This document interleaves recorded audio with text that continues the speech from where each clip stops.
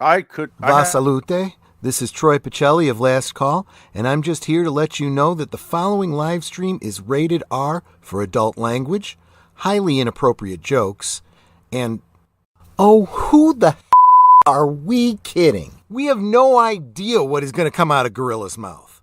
Viewer discretion is advised. Well, they're crowding round on Saturday night. Four old friends in the soft firelight, talking about the Waltons and their mountain life, how they weathered through laughter and strife. It's a trip down memory lane again, living alongside the Waltons again. Coffee's hot and the story's poured. There ain't no sound we can't explore. John Boy's dreams and Grandpa's charms, Mama's strength and Daddy's strong arms. We know every line and every scene, a simple life like we've never seen. It's a trip down memory lane again, living alongside the Waltons kin. Coffee's hot and the story's poured. There ain't no sound we can't explore.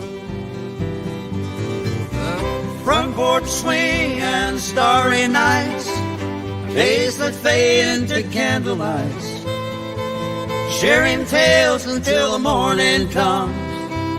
Those Waltons days like a favorite song.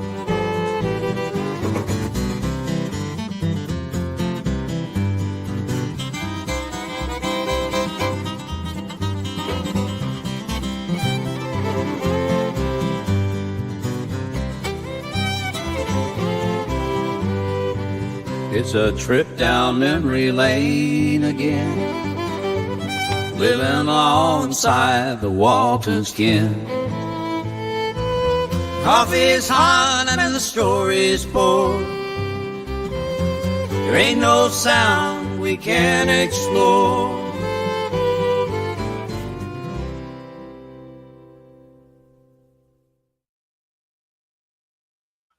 Alrighty, and hello everyone, and welcome back to another Waltons review, where tonight we are reviewing Season 4, Episode 4, The Prophecy, which, I don't know what the hell prophecy they were talking about, but with me I got Mikey Sue's 4. How are you doing?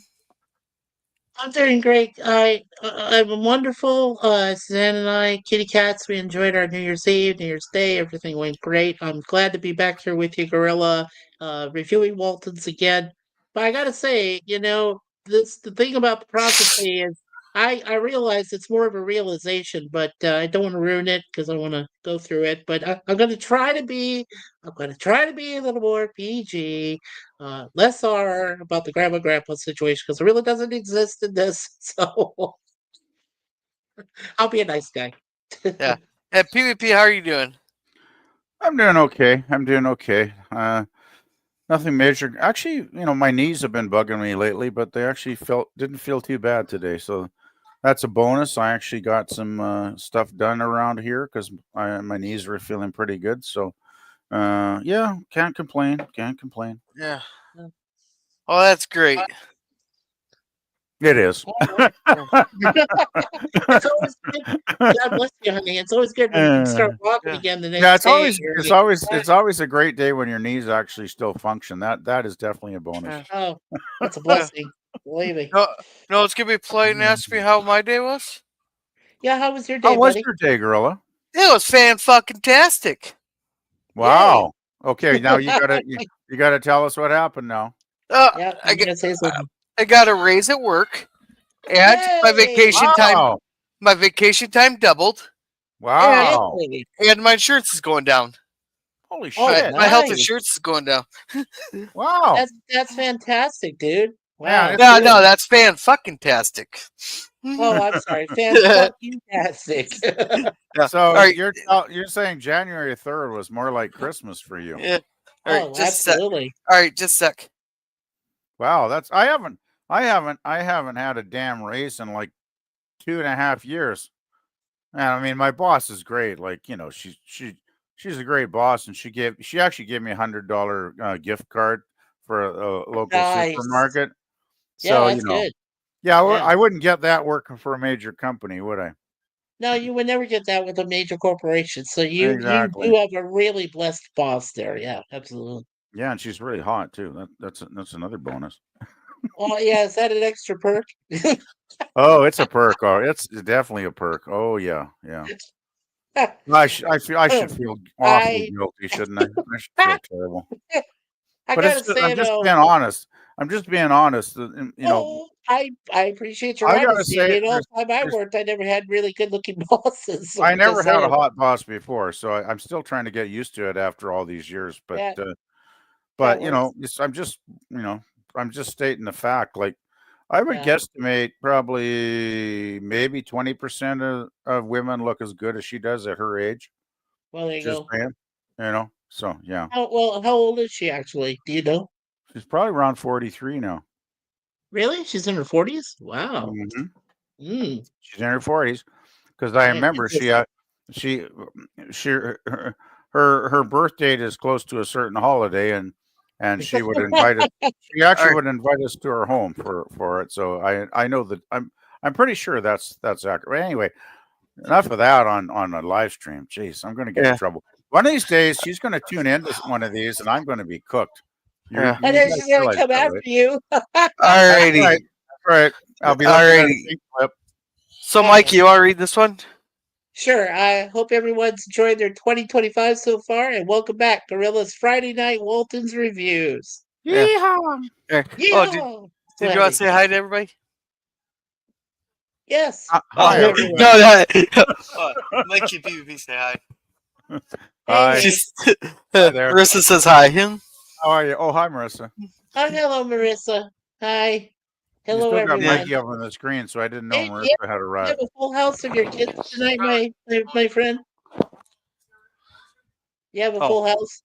Yeah, All all the right. kids. So, Uh, yeah. So, and welcome, Sci-Fi Cynthia goes, hello there, girls. Sets her thoughts. He's saying hello to Cynthia. everybody. Hey, So Nat. good there. Does your boss PvP use her charm on you to get what she wants? Do her charm work on you? Well, He's not going to confirm or deny that. let's put it this way: she's never used her charm on me, and if she did use her charm, well, I better You're not not gonna go say there. anything. I better not go there. Let's put it that way, because her charm would definitely work. It would Yeah. work wonders, I'm sure. And Yeah. hello, Sir Lemon, And hey, Scurvy. Hey, Lemon. with his wonderful All right. hay fruit cakes. I love that. Well, I have a question for early 2025. Are the days of Lemon's jokes about eggnog over forever?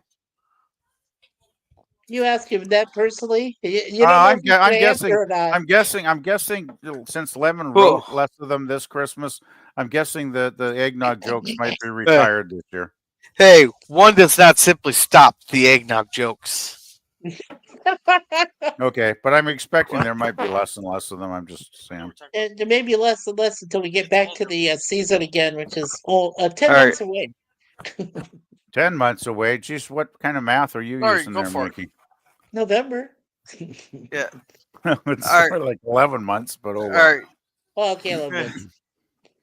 All right. So, Scurvy here says, "Hey, we already know that PvP would do his."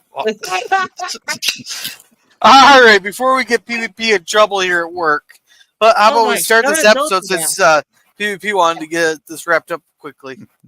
Okay. Well, I just like to head over to Larry's New Year's party, before it's over. So Yeah. All right. So we'll start with our prologue here. Yeah. My father was a gentle man. One of the small things I always remember about him was a little trick he had of spinning a $50 with one hand, usually without even thinking about it. One summer day, almost 40 years ago, he suddenly found he couldn't do it. As it turned out, it was a traumatic day for both of us. I would not consider that traumatic. No, Hadley, put it out here. Put this stuff out here. Put it right here. Yeah. Well, we got some wet cat food. See if that helps the cat feel better. Oh boy. Okay. Yeah. So here the dad's playing on the seahorse here. Usually with Blah blah blah. No, because those are for Jethro. Yeah. Now, what do you guys think of this professor? Did you think he was being a little bit of an ass, or just being blunt with him?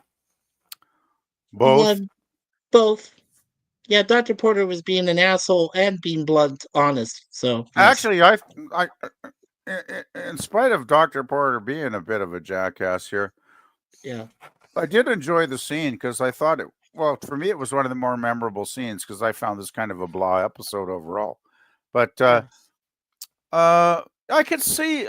I mean, I spent 4.5 years at college and university getting my bachelor's degree, and I could understand where some professors that are okay. I think this is a professor that he's getting older, right? When we see his face, he's not he's a senior professor, I'm guessing. So he's somewhat cynical. He's jaded.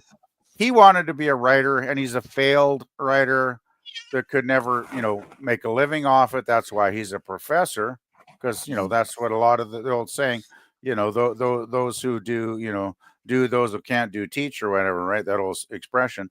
So he's, I think, partially cynical, partially regretting his choice as to be a writer. And it's kind of like he's warning John Boy. I guess he's trying to be helpful from his perspective by warning John Boy that he's probably going to just have a lifetime of failure and misery. But he's definitely being a bit of a dick by throwing the cold water on John Boy's career dreams, right? So yeah, right. I thought overall though it was a really good scene. All right. Well, let's show a little bit of it. Yeah. Young man, I don't know who you are. Oh, I'm sorry, sir. John Walton Jr. I'm a sophomore. And what do you propose to do with your life, Mr. Walton? What's left of it? I'm a writer, sir. Well, Don't squeeze it. Okay. It's like Go-Gurt for cats. Okay, it's Go-Gurt for cats. Alrighty. Don't give it to Hadley.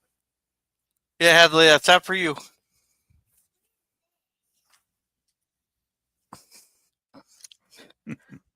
It's a Funko Pop. Nope, that's collectible. All right, so yeah, John Boy is here saying that he's a writer. I don't think he's comprehending what he's saying.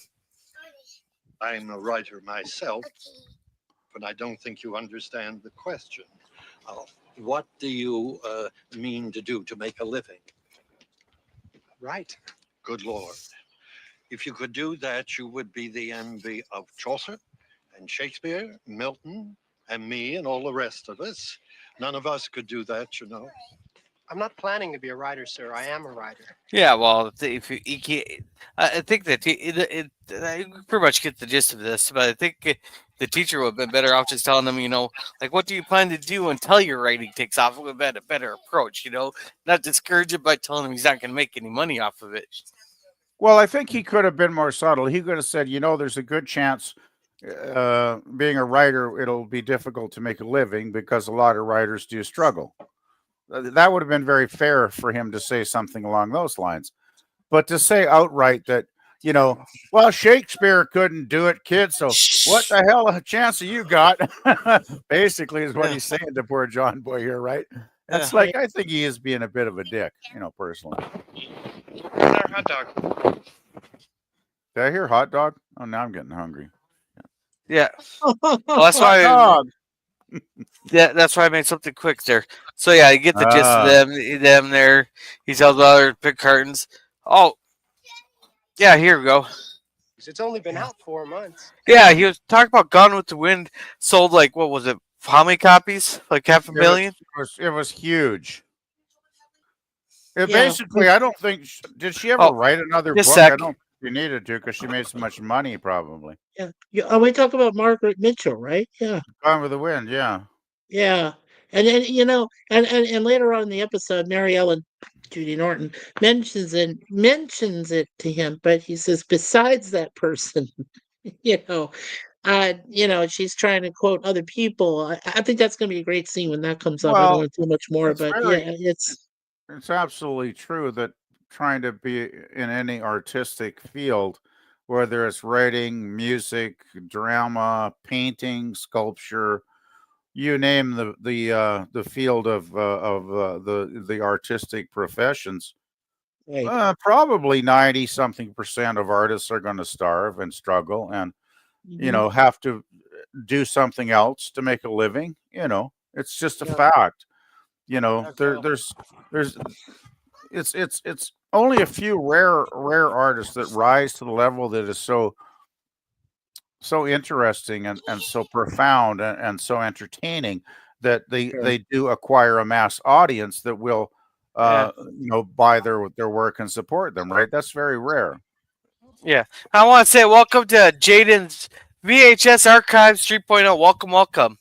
Hello, Welcome. Jaden. And sit there his now all things there is the hey, don't touch him. Don't touch him. He's not feeling well. Sorry, He's not she feeling good. just kicked the cat. He goes, Oh, Do that. yeah, Don't do yeah. that. yeah. Now all there is the jokes. Oh, jokes. Yes. Yeah, I I don't mean, know what that means. then the eggnog jokes will occur from time to time. Okay, good to know, Lemon. Yeah, And he's not gonna let up on you there, No, PvP. that's good. That's good. I like a good eggnog joke writer. Thank you, Lemon. yeah. Working for free too. I gotta say, I gotta give him credit. Gotta give him credit. Hey, you're paying him Absolutely. top notch right there. He's making about as much money as a 1930s writer. There you go.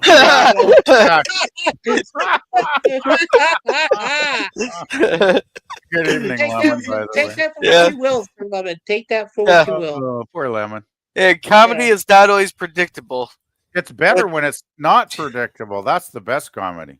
That's Yeah, the best company. And Jaden says, "Good evening, everybody," Hey, Jaden's. and everybody I say hello like to each Jaden's other. avatar.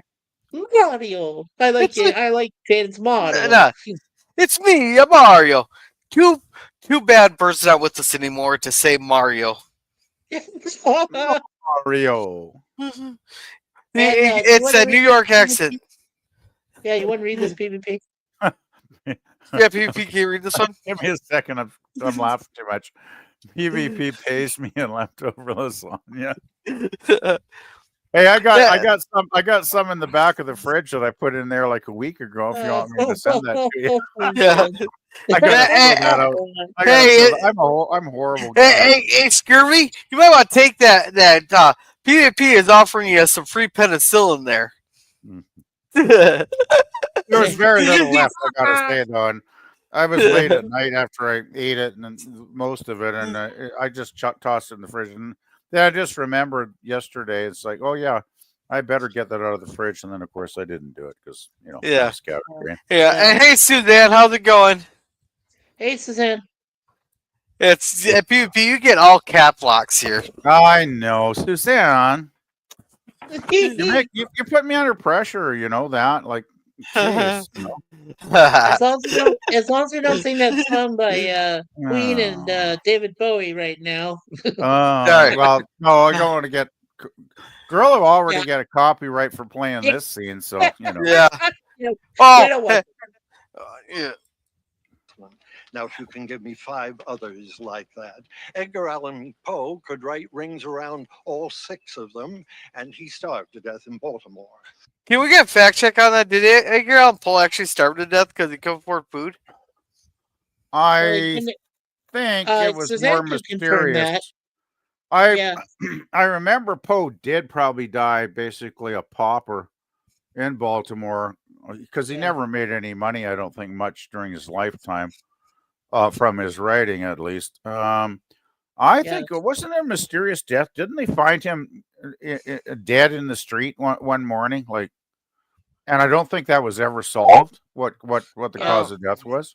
If you believe the movie that based on his life that John Cusack played, it might be accurate. I don't know, but some of the facts that he had from his biography were actually in the film. So he had such a tragic life, and I think he was a brilliant writer. Like, I'm not overly familiar with his writings, but what's the famous one, Annabelle Lee or whatever?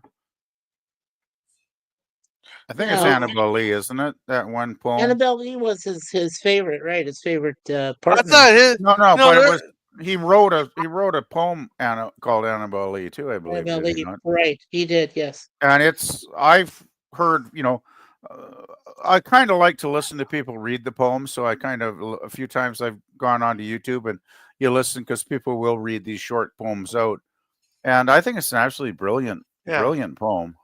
I thought he was Yeah. famous for. I think it's called the Raven. The Raven is the Yeah, most well it's known, called The yes. Raven. It's very well, yes. Hey, even the Simpsons put that in one of their Halloween specials. Remember? They did, yes. Oh, Yeah. did they? Oh yeah, this Oh, is yes. great. Oh, yes. I think it might be even the first Halloween special the Simpsons did years ago, where they had a skit based off the Raven. Yeah, and it was really good too. Yeah. But yeah, Yeah. the Raven is. I mean, the Raven is a classic too. I mean, I really, before I croak, I should really try and read all of Poe's stuff because the guy was a hell of a writer. But God, Yeah. what a 40 years old when he died. Like, talk about a Oh, tragic yeah, he freaking died life. very early. And Suzanne says that Edgar Allan Poe is one of her favorite writers, of horror. So Oh, yeah, I definitely think watch he's that. brilliant. Yeah. I mean, No, I'm not no. familiar with a lot, but Yeah.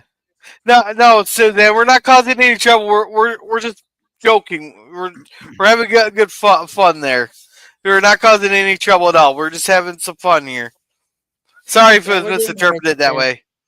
what's the Yeah, no, problem? we're all right. What's happening again? She said, "Sorry, I'll leave. Never.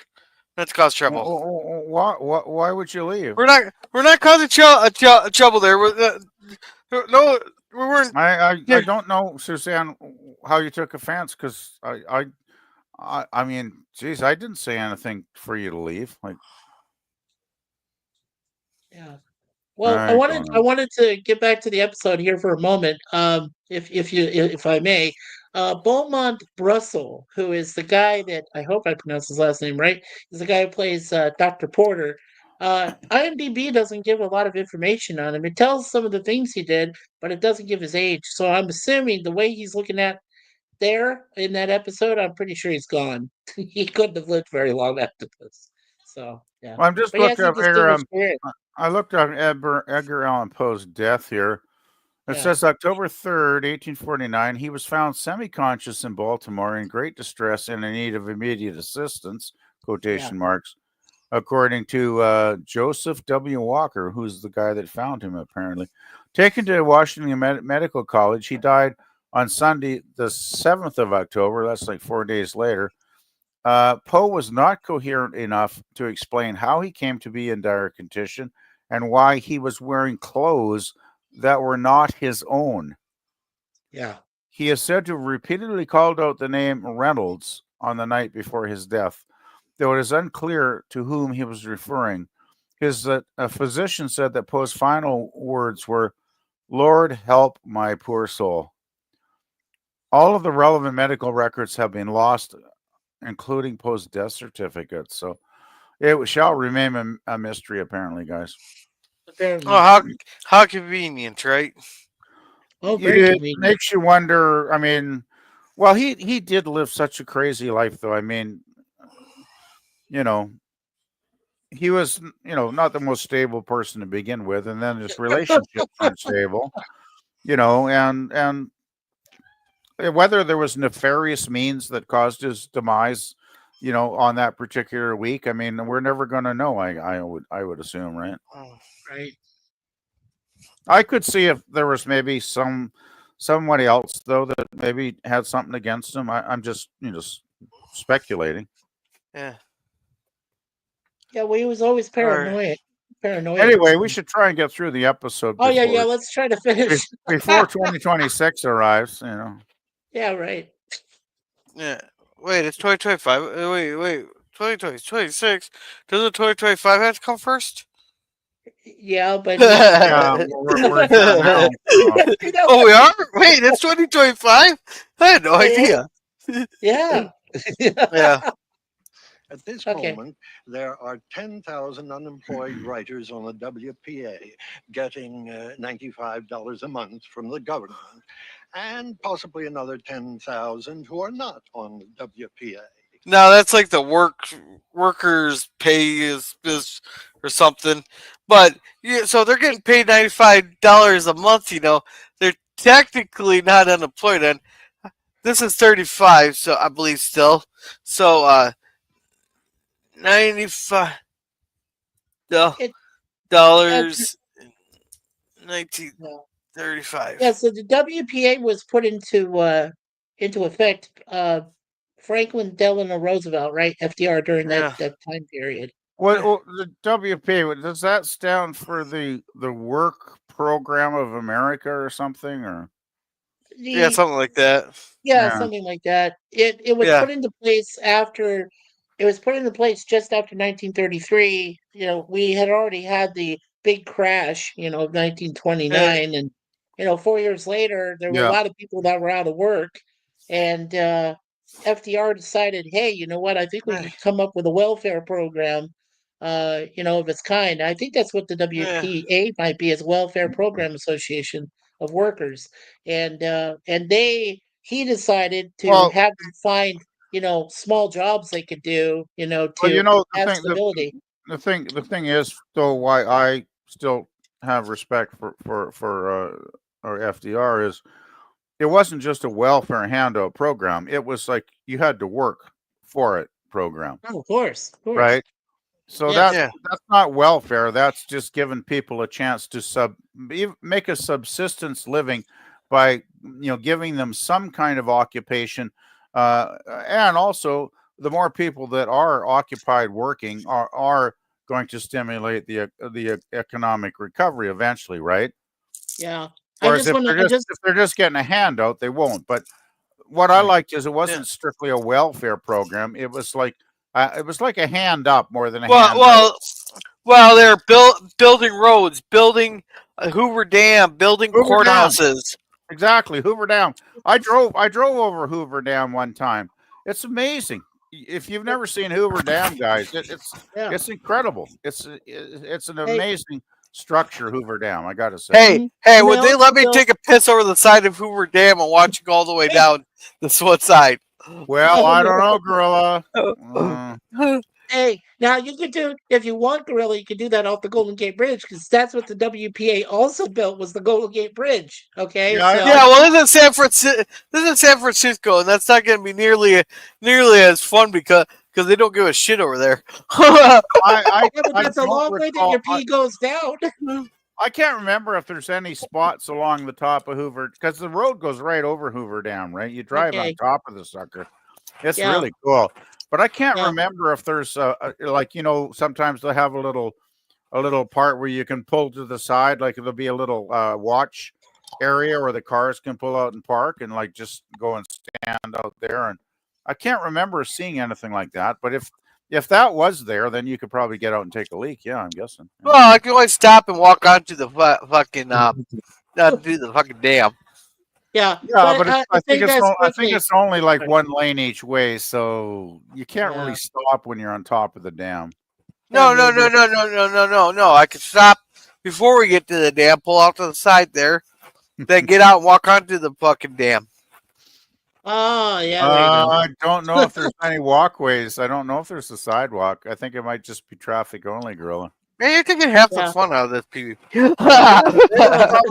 They were Well, probably even like 100 years ago. They were probably anticipating guys just like you, Gorilla. oh man. All right, But we're anyway, yeah. So I just wanted to, yeah, I just want to quickly, guys, just to let you know, it was the Employment and Infrastructure Program. It was created by FDR in 1935. It was established during the Great Depression and put roughly 8.5 million Americans to work over its 8 years of existence. It was part of his New Deal, and a lot of it was involving those public works projects we just talked about. So yeah, that's what he's talking about. Mhm. Yeah. yeah. Okay, so we're 24 minutes into the stream here. We're 3 minutes into the Yeah, episode. we got to get Now, going. We This gotta is get It's caught up. Come good on. writing you're thinking about. Yes, sir. I'm thinking about serious fiction. Well, that's not a job. It's a sideline. Or nowadays we call that a side hustle. yes. There. If you want Or to a be an wanting second author job. and eat Yeah. Now this is some good advice and some funny advice right here. Yeah. 2 or 3 times every day. There's only one way to do it. Marry money. That's Oh, kind of like a jackass throwing him down and like defeating Oh. his dream of becoming a fucking writer.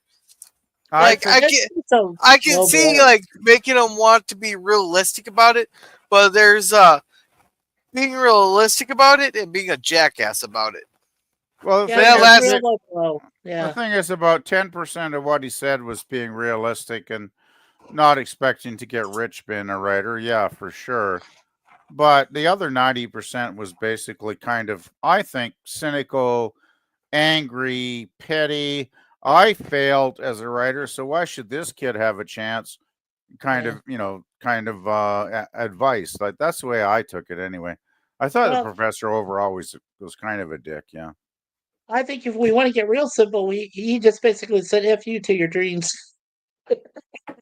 Pretty And much. then Yeah. walks away. Yeah, back then, but Yeah. you didn't say the F part. You had just said, "Oh yeah, Yeah. screw you, I'm leaving." Well, I So mean, the thing that really tips it off is the last thing he says, marry money. yeah, It's Oh. like, well, that's not even serious advice because most guys aren't going to marry money, no, right? Hey, it doesn't stop us from trying. no. Oh, That's hell true. yeah, but I haven't, seen any millionaire Yeah. women, want to marry me. So, Yeah. I would not want to marry money anyway because I don't want to be controlled by somebody else's money. Right. Yeah. Right. I like my Yeah. independence. Yeah, so now we got Jumbo going home here, and this happens. Oh, wait. Boom. Johnson, another bad mood. Damn it, John Boy, aren't you ever in a good mood? Ow! Yeah, I never understood that throwing shit. Like you I thought he see, just threw a bolt or something. Maybe he hurt It himself. was the and threw a wrench. bolt. He threw the Oh, it was a wrench. wrench. Oh, okay. A wrench, Yeah. He was okay. working on the car engine with the wrench, and then he screwed his thumb up. Right? yeah. Then he threw the because that means he just have to go find it, and hopefully he can find this shit again, Yeah, and but hopefully he didn't break nothing. I think it's more like a reflex action when you're all of a sudden you jam your thumb on something, and you're like, "Oh shit!" and you Yeah. just I've throw jammed it. I've jammed my thumb plenty of times. I never threw anything. Wow. Did you have a I wrench guess in they your were. hand? I guess they were different back then, because he didn't say F. He just said, "Damn it." Huh. I'm just thinking maybe Gorilla jammed his thumb in other ways, and he didn't have a Oh. wrench in his hand at the time. Like LDG jammed his, you know what, and you Yeah, know where. there's other places where Gorilla could have jammed his thumb. I'm just saying. So. That's true. Hey, I'm a kinky bastard, but I don't think I was that kinky. I don't think I'm that flexible. So you're saying that's not the reason you got two X's there, Gorilla? 'Cause you were Oh, jamming your man. thumb too much? Two that he knows of. Wait! I think we're talking about two different things here. I want to retract my last statement there. Oh, man. I don't know. I don't know how we managed to do it. Oh,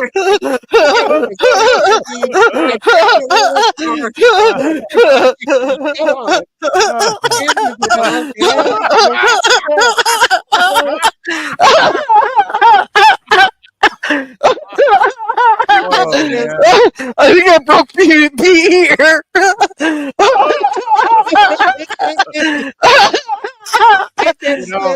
I don't know how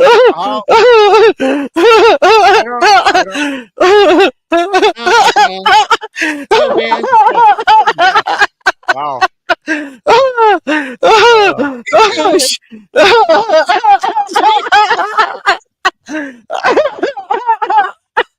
Oh, this is hurting. This is hurting. I got tears in my eyes. Oh shit. So do I. Oh, shit. Oh shit.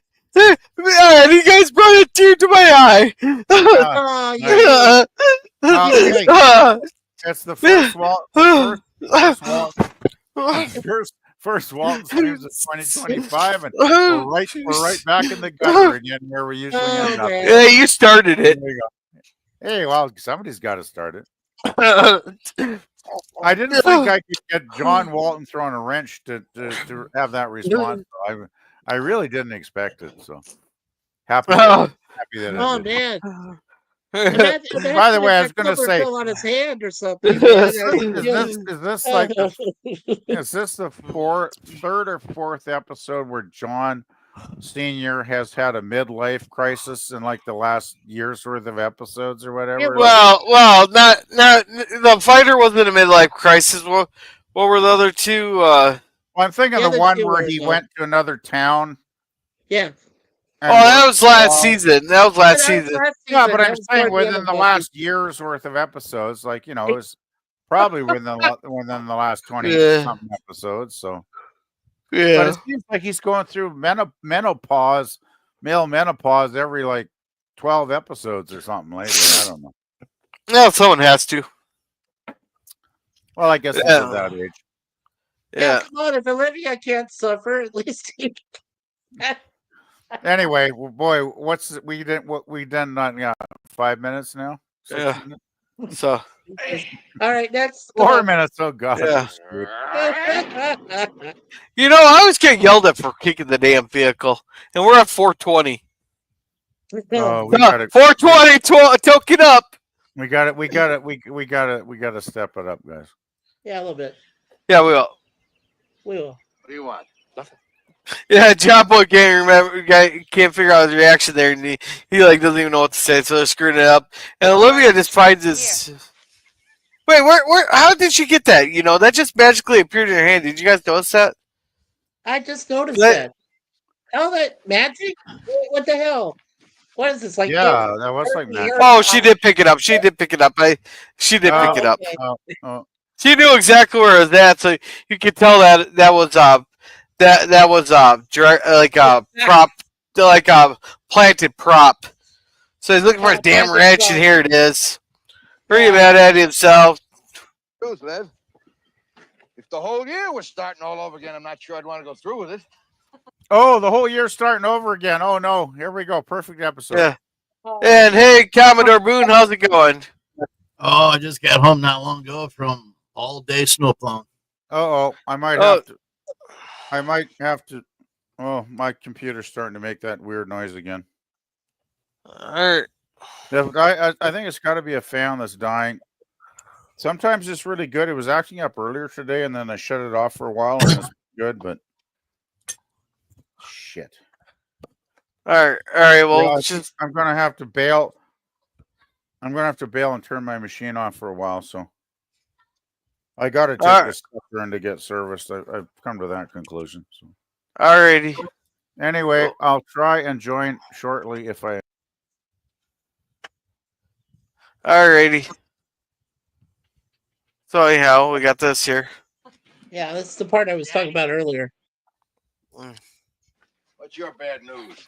He's trying to do that trick here with the coins. Well, son, you're using a quarter. You use a $50, I keep telling. No, I think it's because the $50 is thicker, ain't it? Yeah. Yeah. Well, it's a bit larger. But with the kind of day that John's having, I'm surprised he's not going like, here, take the damn $50, go walk over there and do it yourself. No, I'll just wait. Do it yourself. Now watch. Oh God, here we go.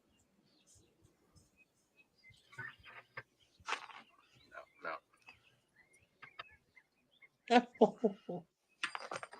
Jim Bob, Daddy, mind if I practice? Is he trying to spin Yeah, it? you practice. Yeah, he's trying to spin it on the thing there, but He used to be you able to heard do his thumb, so he can't do it. that. Right. Gotcha.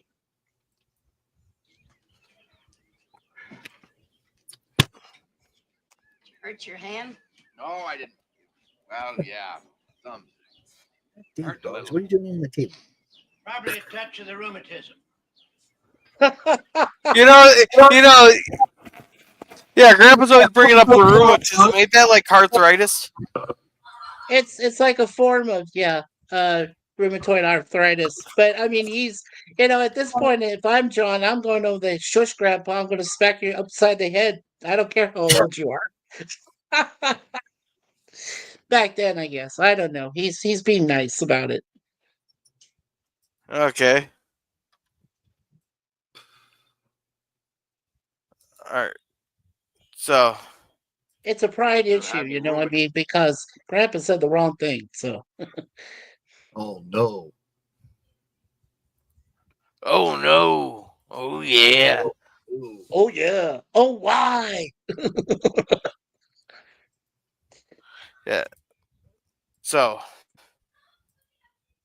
Oh my, oh my, oh my. It's where it begins Oh, on you crap. and your thumb. Rheumatism is for old people. Last time I saw Dr. McCarvey, he said young people can get arthritis too.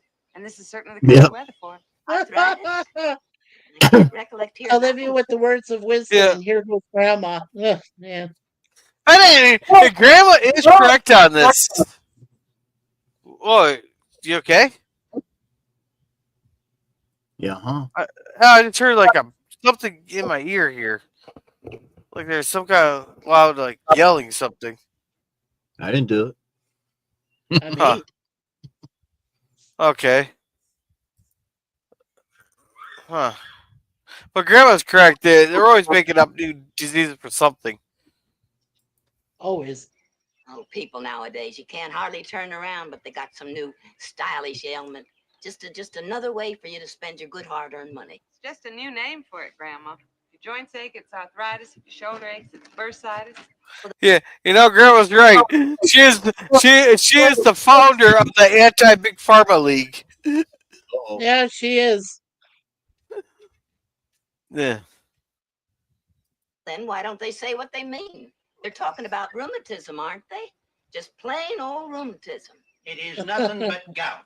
I hear tell that all sorts of things like that are going to happen when you begin to get old, which I may do one of these days. Yeah, I like Grandma's come back there, but wouldn't gout be worse than rheumatism? You'd think. You Yeah, think, because sure gout, it is, because gout, I think you get that from eating mostly like the organs of animals there, and you can lose your feet and stuff like that. Well, doesn't gout allow you to double over if you have like a form of food poisoning or some other problem related to the stomach? I'm not sure. Uh, I guess I don't know because I have never got gout. Thank God. Yeah. So, yeah, not yet. Then we get this lady popping up. This was hilarious. John and John just come in and go, "Oh, I'm headed inside." Yeah, John I suppose. Yeah, John she's the Walton, head I of the saw committee, you. right, for the reunion. Yeah. This is Walton, Mr. Walton. Yeah, she's like, so at first I thought this was like, if I didn't read the description, I thought we got a disgruntled customer from like a repair job or something. I was thinking she was like some, like I thought like he screwed something up there. Yeah. Libby, I have business with that man, and I need you for witnesses. How are you, May? Oh, I've got a burden on my shoulders that was meant for a bigger person than me. John, Hey! In all fairness, there, don't take the job if you can't handle it. Exactly.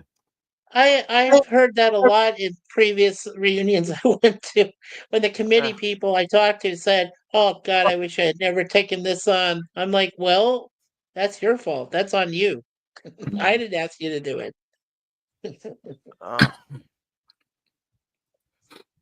right. Yeah, keep going, Hey, Walton, there, now you come girl. out here right now. Hey, what are you doing out here in the country? Well, I'm just checking up on my friends that are too poor to have a telephone and too trifling to answer their mail. Wish I could help you. I wrote you a letter, and you didn't even extend me the courtesy of a penny postcard reply. Now, why is... I like that. You extend the courtesy of a penny postcard reply. I love that. Yeah, but only if only because they cost that much back then, and now it's like Oh, damn it! Why didn't you call? Why didn't you send me something in an email? It goes way back from that. Yeah. Yeah.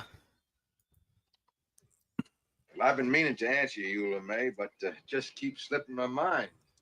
The 25th anniversary class reunion of the Rockfish High School class of 1911. Now, how can something like that slip your mind? Rockfish.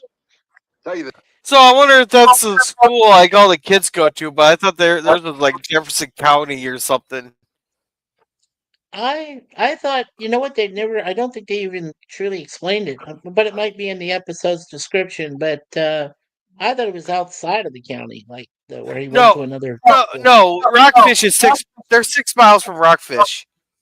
Oh, they're only 6 miles? Oh, okay. So it is in the county. All right. I digress. Well, not necessarily in the county, but it's close by. Okay. Because we got like Brewster. We got like Brewster there, but that's 6 miles from Worthington, and that's in 2 different counties. Yeah. All right. Hey, Gorilla, do you want to resend PvP the link? Oh, yeah, it's at the top. Never mind. What am I saying? Okay. Hit It's that, right there at the did top. I pin it? Did I pin it? Yeah, I believe you did. Yeah. It's still there. Yeah. Is it pinned? Yeah. Okay. Yep. Yeah, it's on top. All right. Yeah. May, I'm was not like sure being I on want to top. go to that reunion. To tell you the truth, Johnny Walton, you're going. Tell him, Livy. Uh-oh. Tell him he's going. That's for him to decide, Eula May. But now She's there's sure 6 telling him, people that eh? are left out of that class, and 8. Dang, she's Man, forceful. and what I would like to know is they should have mentioned like how many were in that class because she's starting to make it sound like it's a big deal. 16 out of 16 people are left out of the class. Okay, well, is it 16 out of 20? Is it 16 out of 25? 16 out of 100? Yeah. You know, like how big are we talking here? I don't know how many he had in his graduating class. They never said it, did they? They never said how many people No, graduated. so that 16 doesn't mean nothing to me. There, because for all we know, it could have been 16 out of 17. Right.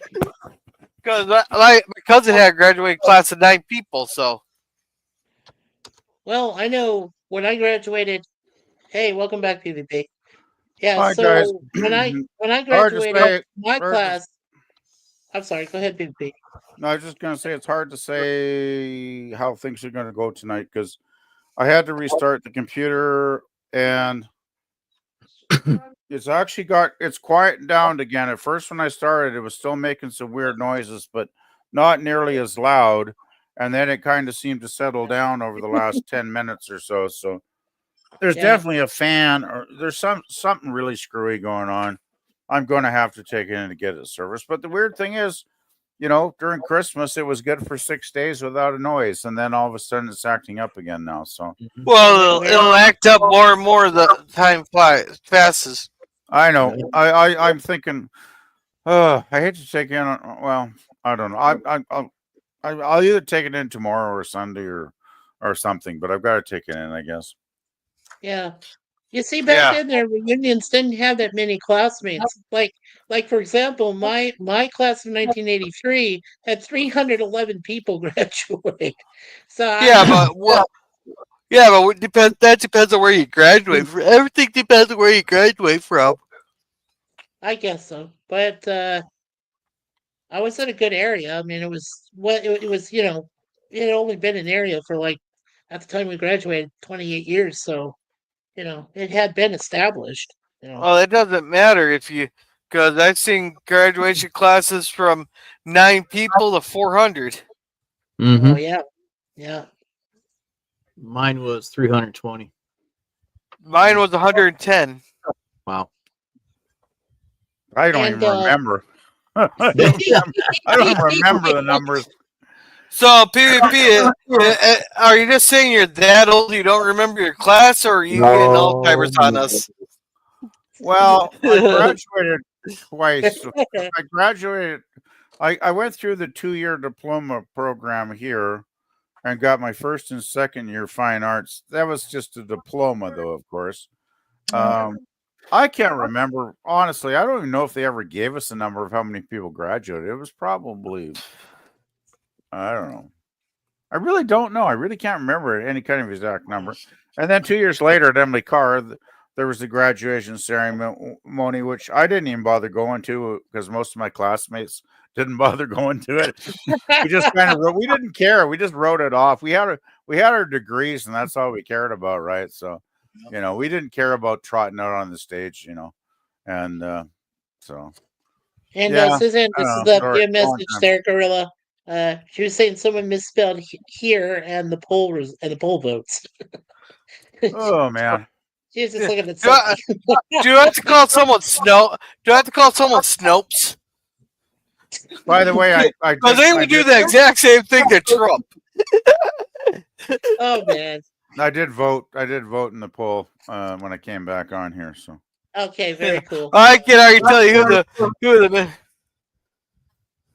Yeah, you just sent that again, honey. So there you go. yeah. Someone's being Snopes. Snoopy, Snoopy. Just All a right, sec. well, All right, just a sec. I just had to do something real quick. all right. Oh boy. That's All what right. she said.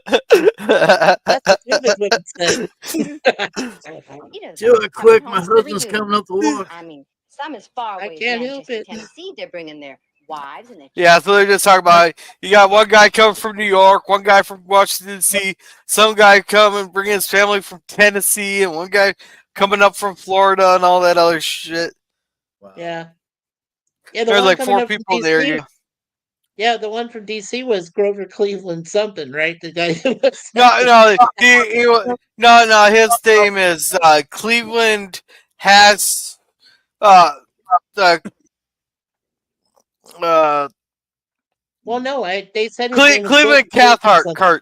No, Grover Yeah. was his nickname as His Grover for nickname. short, Oh, which I think that they're making a joke about Grover Cleveland as the president in the 1800s. back then, okay. That's why they called him Grover Cleveland Cathcart. Okay. I was trying to Yeah, remember that. that's why how he Okay. got the name Grover. So, Grover. so now I'm visualizing Grover from Sesame Street visiting the Waltons now. And There you that's go. a really bizarre image, I gotta say, guys. Well, that's better than you picturing Grandpa in a bondage mask there, PvP. I do did have not. I have the clip. do that. I have the clip. Mikey started it, and you start picturing he asked Mikey, "Where are we going with this, Mikey?" Because I'm picturing Grandpa in a bondage mask. And you talk about leaps and bounds, BVP. Well, I'm not saying nothing about Grandma and Grandpa aren't much in this episode anyway. Yeah, they don't do much in this episode. That's why I say I was trying to be more PG. Yeah. Okay, let's move along. Move on. Move on. All right. Moving on. All right, but I love how John tries to get out of this here. Bashful right, about yeah, Jack Roswell. Well, you don't expect me to drive my good car 6 miles up that muddy old road, and that man is countryer than you are. You know, May, I wish I could help you, but I think I got a touch of rheumatism here. What it boils down Well, I love how Olivia just like she's just laughing about how John's trying to get out of this. I think Grandpa Grandpa gave him an out. Yeah. Yeah. Did anybody else And you find are her the like a committee. totally annoying biatch? Yes. Okay. Just wanted to check. It's not just you, PvP, believe me. Okay. Oh no. So far I've been enjoying the episode here. Now, that Yeah, don't it's suit you, all right. Will. You'll just have to sit on the blister. No, I never heard that saying before. Sit on a blister. Tell her to go sit on her ass don't- over by a cow yeah. or something. That's even before my time. I don't remember that Yeah. saying. Oh man, that dress is disgusting. I'm sorry. God, it's horrible, isn't it? No, that's not too bad of a dress. I am. Hey, if you Yeah. think that's bad, and I gotta give what was that one company? It's a real high class company there. It's not. Was it Prada? What's that one that Hillary Clinton shopped at? Real high class. Well, I have no idea. And I have to give them credit though.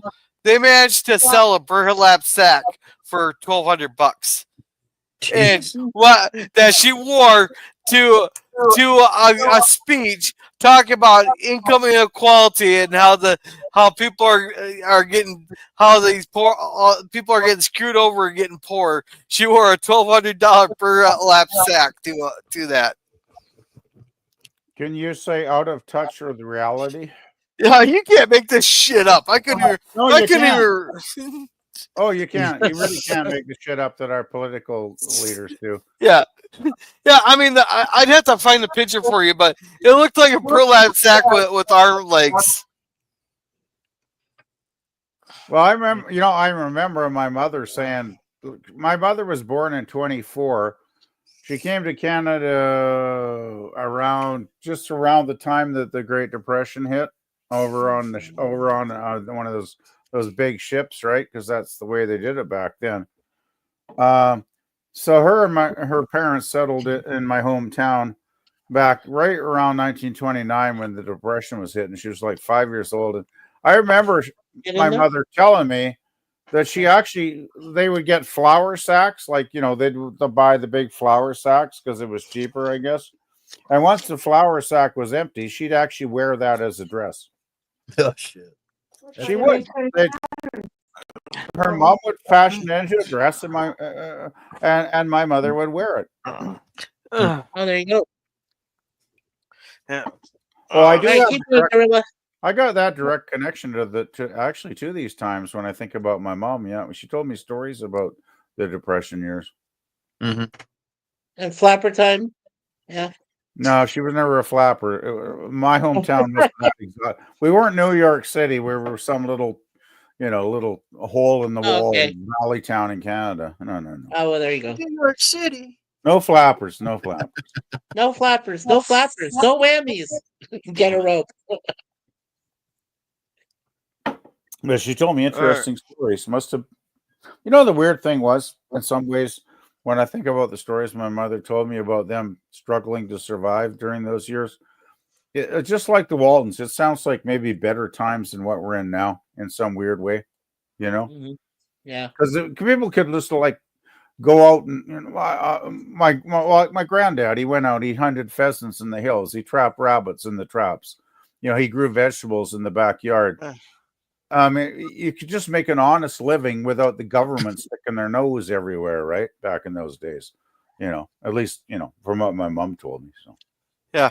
Oh, it was Armani, and she was wearing an Armani fucking dress. Yeah.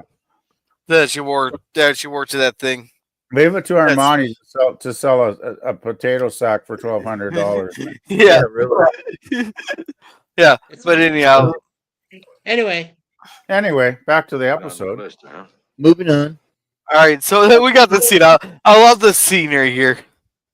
Class of 1911. I didn't know they had schools around here in 1911. Well, I hadn't invented the wheel yet, but they had a few schools. Yeah, I like how.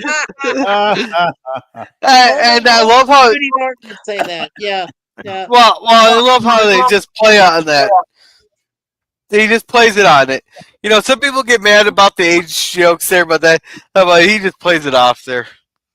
Yeah, he does a great job of that. What's not working? I'm not sure. What's the problem? Oh, just a sec. I got. Okay. And what Judy Norton said is she's bringing the coffee around. She said that what they normally do is they set up the shots and then they do it. They apply it to the master. But what they did with this was they had the camera stay on Judy the whole time. So while she's pouring the coffee, the camera's on her and it's following the entire table setting. So one of the few times they actually just applied that. So it was very cool. Yeah, I like the wide angle, and they just used her as the camera. Yeah. Hey, quit hitting me! All right, I'll be right back. Okay.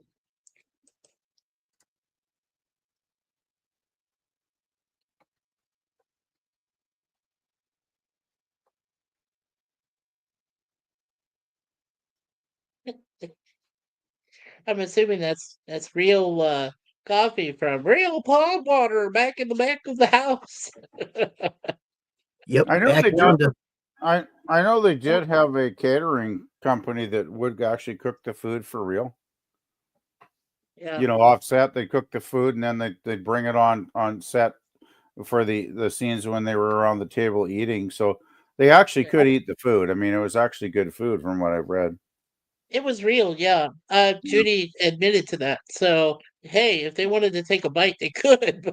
But I know every time I see these I love the table scenes in the kitchen with the Waltons. That's kind of one of the is that one of the anchor scenes in the whole series? it really is because You know? because it gives more of the family gathering. You know, Yeah. and you never had that a lot in the later years. You know, where families were, either broken up or they never got their whole entire brood around Yeah. one table You know the before. So weird thing I still remember as a kid in the 60s, there was a yeah, kitchen table in the kitchen. It was not a big table, but it was enough for the three of us, my mom, my dad, and myself. And mhm. we'd sit at the kitchen table and have supper every night. Yeah, And we did that geez, too. I guess a Yeah, lot we of did people that too probably with the don't do six of that. us. Yeah, A lot of people don't probably do that ritual of getting together once a day anymore, do they?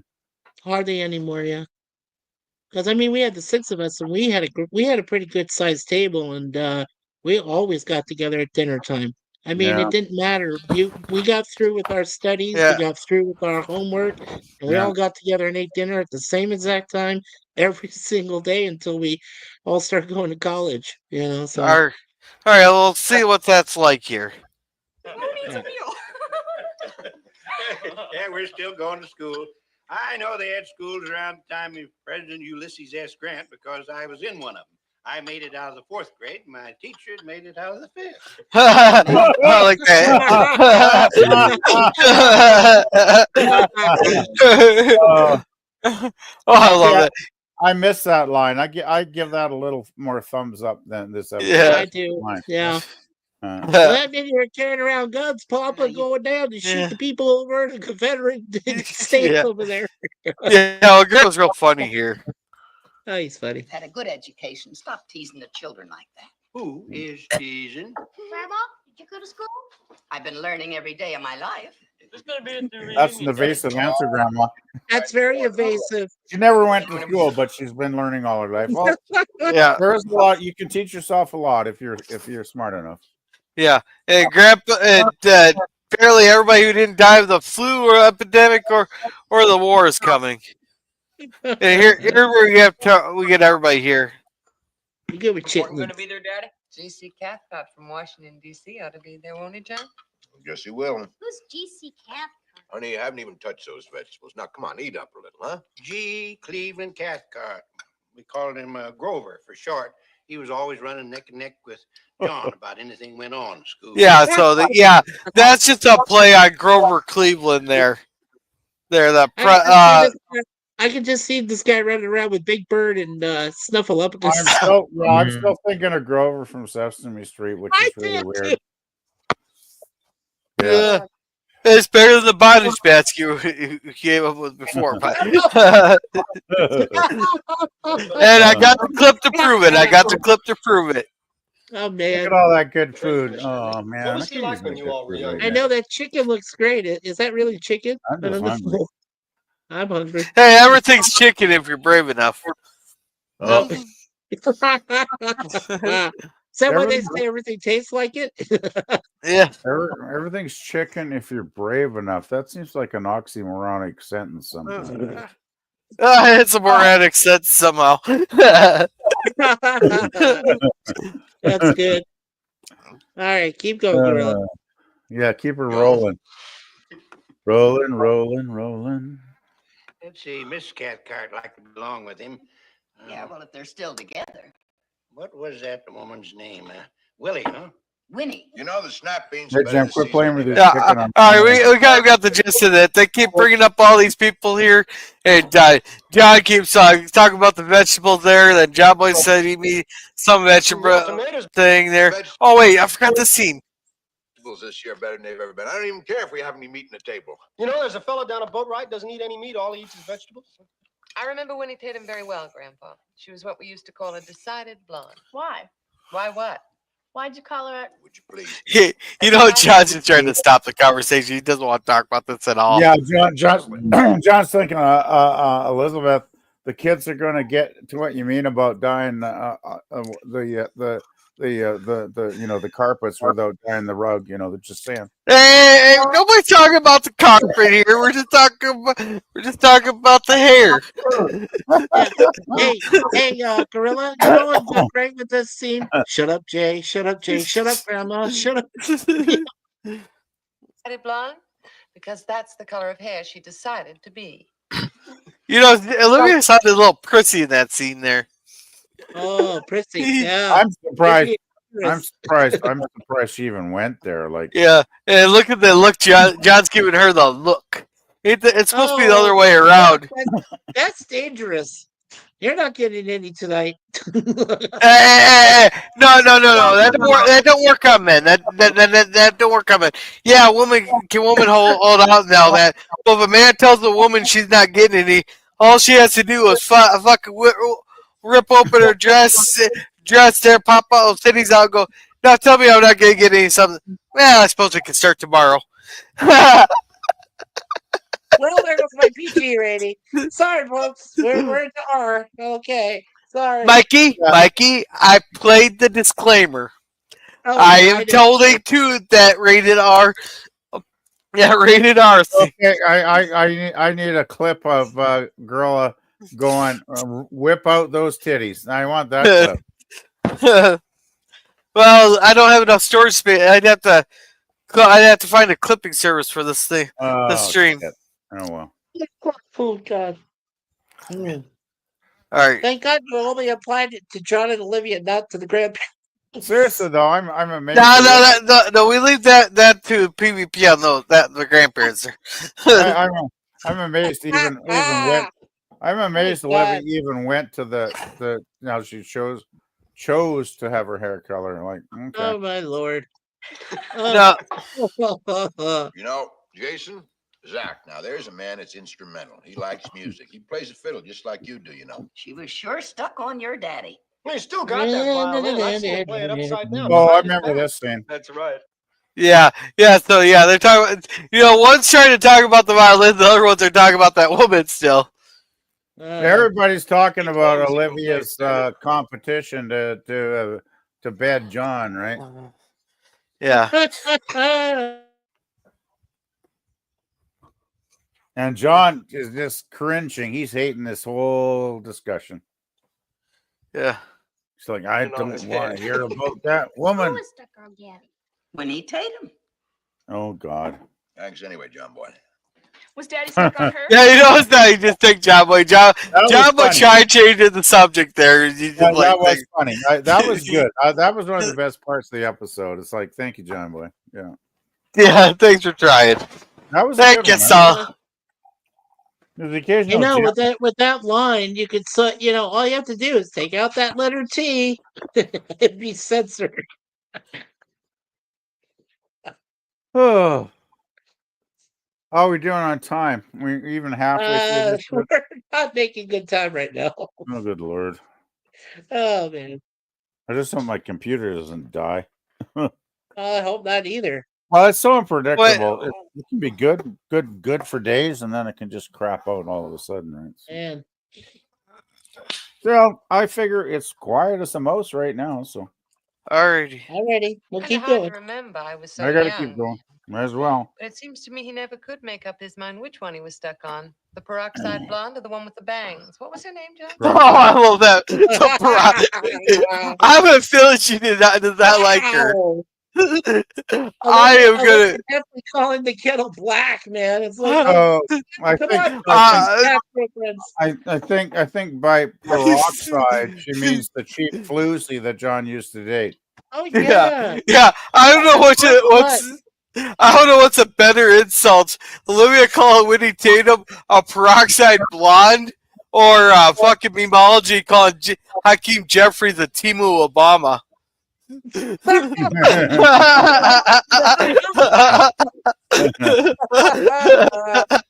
Oh my God.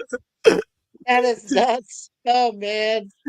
Yeah, John's not loving this whole scenario, is he? Yeah, he's not. Yeah. Look at that Yeah. expression. He's Come on, like, Liv, I oh, can't remember all that I am living nonsense. a nightmare. Yeah, John Boy's like, or John says like, I can't remember all this. Maybe there were others. Bang. Rachel Stubblefield. That was the name of the one with the bang. Oh my Rachel Pretty Stubblefield. as a What a spot name. on the red wine. Yeah. You know what? John and Olivia are just enjoying this here. hell John, no, Zeb and Olivia are just enjoying this. Everybody's enjoying it except John Yeah. Senior. He's just hating this. You know, Stubblefield. What kind of name for a woman? That's like Gillette razors should use that in their commercials, right? Stubblefield. Get the stubble off of your chin. You can't mock a person for their last name like that. You can't help it. I can. Yeah, but you know when he revealed that, did you notice that Grandma almost had the fork hit his hand? Oh no, let's watch this. Let's see. Yeah. Okay, let's see Yeah. this. Okay. Was it 2? I thought it was 3. Grandpa's right. It was definitely 3. Look at that fork. It's unsteady. Yeah. Wow. So yeah. So I anyhow. thought for sure she'd stab him or something. Like, shut up. Yeah. Teasing you at supper tonight. I feel kind of bad about it. You sure you're just teasing? Oh, I'm not Uh-oh. jealous of those old flames. of yours. Wow. Yeah. Yeah. Okay, So there's basically that. He goes, "I'll go for a walk, you bitch." Okay, go.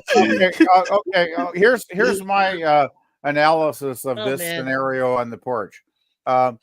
Olivia's feeling guilty because she was teasing him too much at the supper table.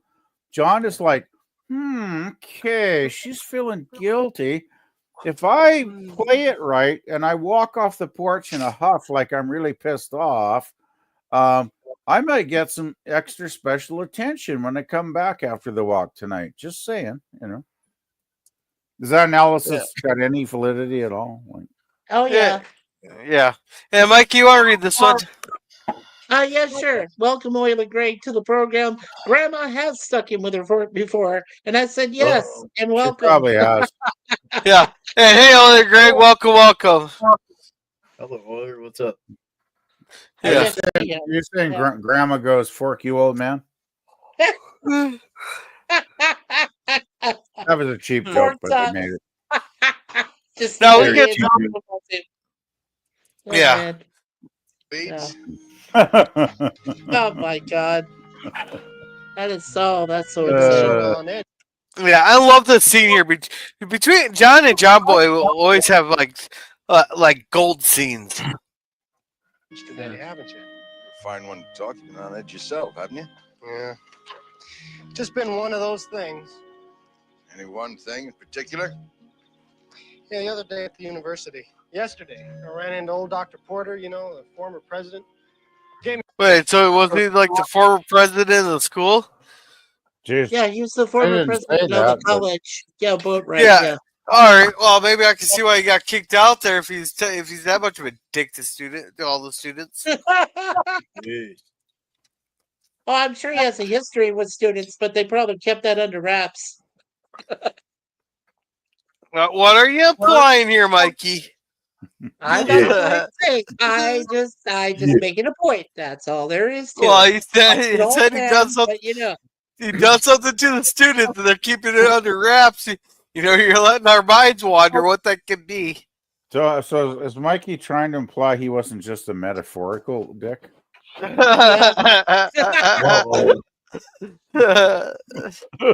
Okay. Wow, good one there, PvP. Nothing to say here. Move along. Thank Move along. you. Move along. Move along. Come on. Gave me a free lecture on writing, not as a career. According to him, every writer in the world has had to make his living doing something else. And that's not what you had in mind, huh? Certainly not the way I had it planned. Okay, you have to, until you can get your career kicked off and your books selling, you have to have another damn job. Unless you're running on daddy's money or you married into money, your writing is in your free time, kind of like my streaming is my free time. If I have to work, I ain't streaming. Right, which is all Yeah. valid, good points. I mean, you just gotta, you know. You mean you're not making enough to pay the rent and bills off of this, Gorilla? Jeez. No. Okay, I I'm being the told smart ass wait, now. Sorry, Jenna, girl. he told you before. It's like the streaming and his monetization's like a side job. You It's did get like your mon- second one. You are monetized so now, are you not, Gorilla? Yeah, Oh no, go click that dollar button at the bottom and see what happens.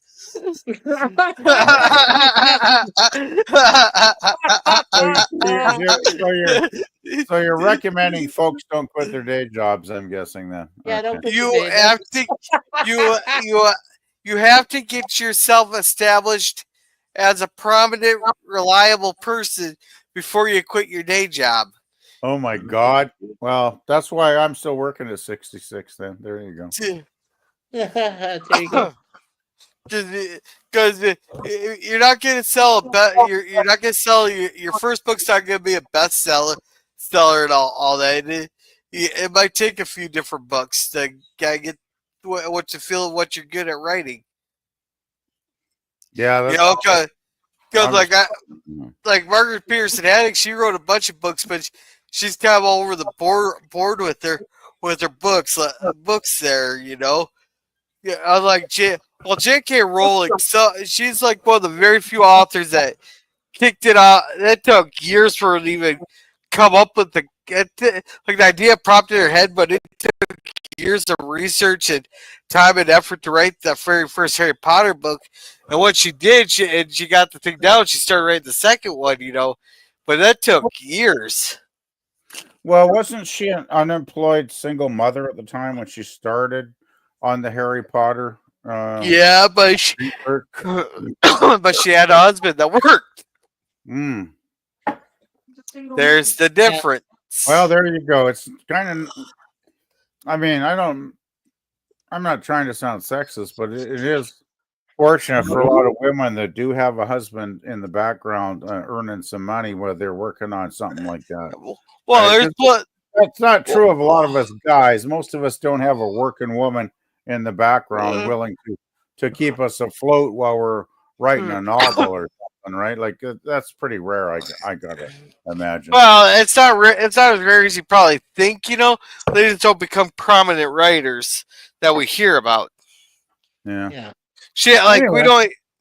But yeah, because the only reason we even know about J.K. Rowling is because she wrote a hell of a book. She didn't write a book. She wrote a series of books and got stinking rich. So, 7 books that helped create. I suppose then there's Fantastic Beasts books, and also then they made a whole pile of movies that employed a lot of actors and made them rich. So it's like, no wonder we know about J.K. Rowling, right? Yeah. Well, she wrote a fantastic series. Not only that, she knew how to market it. She kept expanding the lore. She this is some of the mistakes that some authors make. She had a fantastic 7-book series. But she kept the lore alive by kept answering questions. And expanding the lore out. She kept expanding the lore out. Then she added this here and that there. And she added tweet notes. Then we did what? Okay, then she took like a little concept there and branched off to this and that. But she kept on the same fundamental series. So other authors could do that with their series. Like Jenny Nimlo's Charlie Bone there, or you got like the Shadow Children series. Yeah. The gal yeah. So I was going to say real quickly that before Rowling, though, but today would have been J.R.R. Tolkien's birthday, and little did he imagine that the books that he wrote with The Hobbit and The Lord of the Rings and how popular they all became eventually, and made tons. Yeah, so Okay. Yeah. Are we doing a Waltons episode here, guys? No. We give up. Okay. Well, I'm just gonna head over to Larry's New Year's party then. All right. Right. All right. So it's talking time with Missy Link. Yeah. to find a way to do it. Yeah. Well, from the way he sounded, no matter which way I work it, I'm not in much danger of getting rich. Let me tell you something. Oh, this is perfect, guys. This is the perfect response. If there's anything to take out of this conversation, this is right here. Okay, let's go for it. I want to hear it. Go 'cause for I it. Ever get it in don't your head to remember get it. rich? Yeah. There's two kinds of people that you ought to stay away from if you want advice on how to do it. One is one-horse sawmill tenders like me. The other is professors like this Dr. Porter. Is that not a fuck you to that guy? Is that not a fuck you to that Dr. Porter? That was basically great. Yeah, I love that. Yeah, John is pretty much saying that guy can fuck off. Well, he's basically, John's being humble when he says that I'm just a one-horse sawmill operator, but he's reducing the professor to that level of a one-horse sawmill operator. So he's basically saying, hey, I'm happy to be what I am, having a sawmill, but your professor is just a little, he's just a little two-bit operator, right? Is what he's calling him, right? Which is hilarious. Come to think of it, yeah. Yeah, of course. That in mind. In fact, this Dr. Porter sounds a little bit like me. There you go. How's that?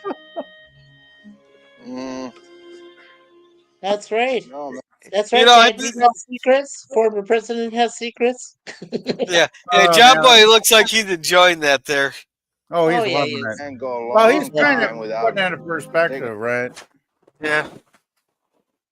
time to stop We all and look have around. secrets. When he does, That's Zeb will true. find out he's nowhere. Oh, that's so true. Treading water and getting short of breath. That is, What's got you this down? actually is a great scene. Yeah. I don't know. Maybe it's this reunion. I have to say this is one of those great things where, well, father and son can read each other's mind back practically by their attitude and their appearance, the way they're thinking. Like they get thoughtful, and when they get thoughtful, those are like really great moments because they can practically read each other's minds and they know what's on their thoughts at the moment. You know, it's a good thing. I like that.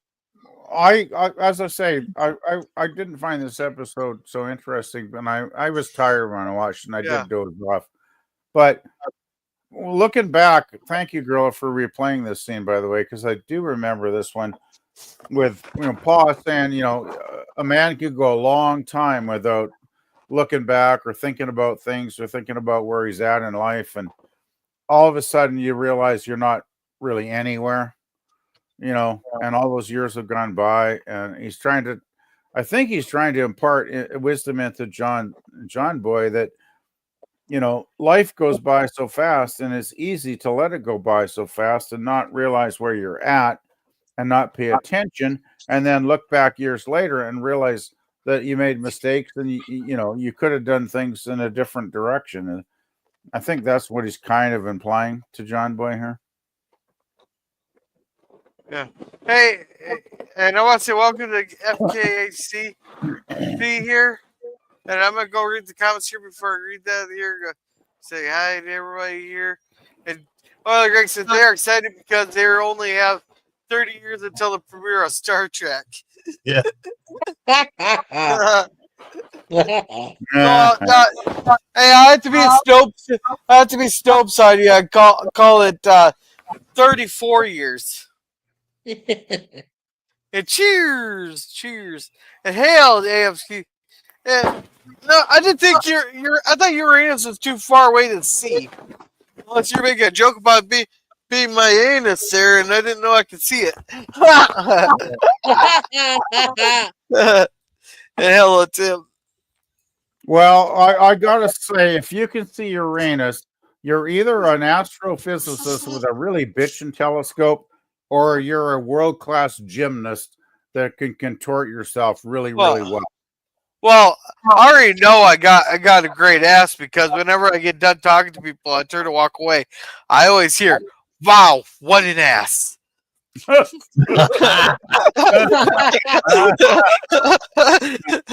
I think even your groupie zombie mouse even made a similar comment about your ass too. So Yeah. And MKH says someone had to say it. yeah. All right. All right. So yeah, Ben's their things getting him down, blah blah blah. You know, nothing more. Yeah.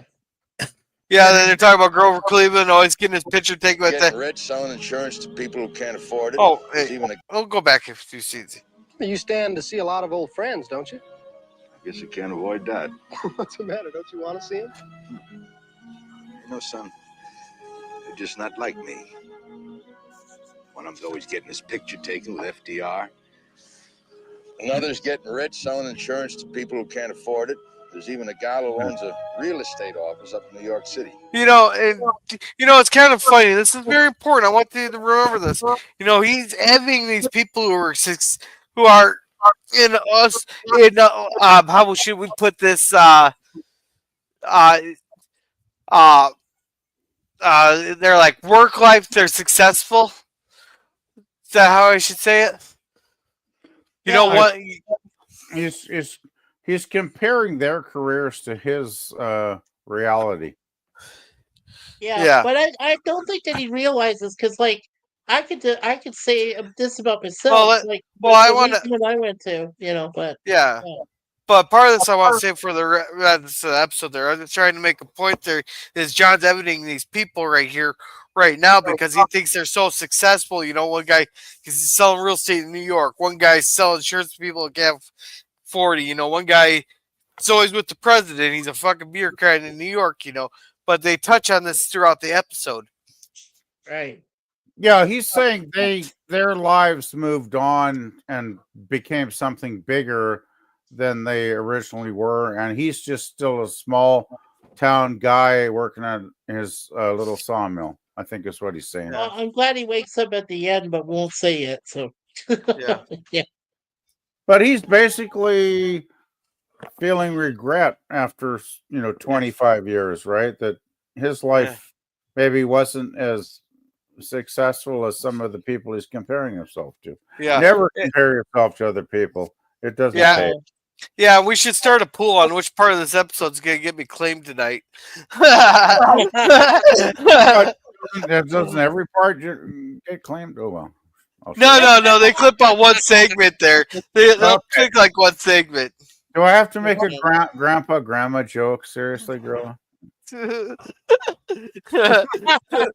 don't even have. I have no material for grandma and grandpa tonight. I'm sorry.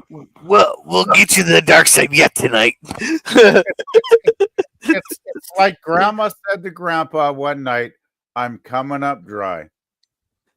Yeah, that's what Vaseline's for. That was my best attempt at a grandma grandpa joke tonight. Hey, Gorilla, speaking of Vaseline, I think LDG ran out of his supply last year. And by the way, how's LDG's foot doing there, Gorilla? Yeah, how is that feeling back there? Yeah. Well, it's freezing like me, man. Today, I tell you, I had to put air in the tire. I had to put air in the tire and get gas and all that, and clean the windshield and all that stuff today. I felt like Jack there when that bitch wouldn't let him on the door.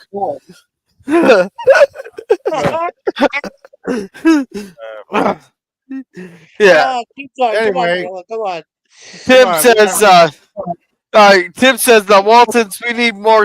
We need shows like this again. Amen. They certainly do. Amen.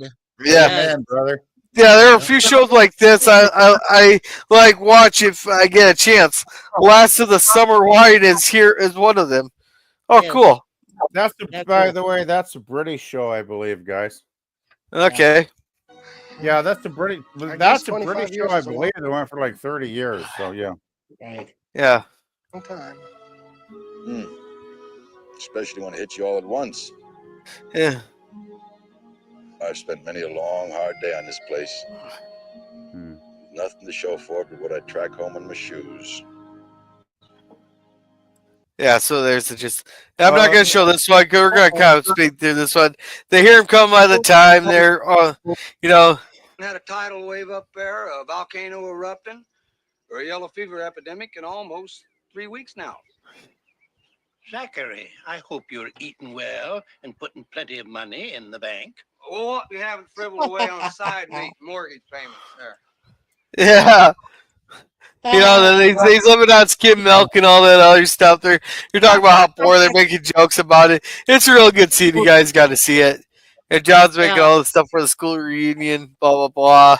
This is a good scene, but I'm going to skip through because we got to speed this up a little bit. Yeah. Got to speed up through. Yeah, they're talking about all their high school stuff. Yeah. Then we got this car rolling up, but then they kind of do take a note of the license plate there. Yeah. Well, is that Cathcart's car from Washington D.C.? Yes. Yeah. I'm getting the spinning circle death. Yeah. Uh-oh. No. No. There you go. Yeah, see, they said District of Columbia, and it is 35. It is. Yeah, So 1935. Politics here. Yeah. Yeah.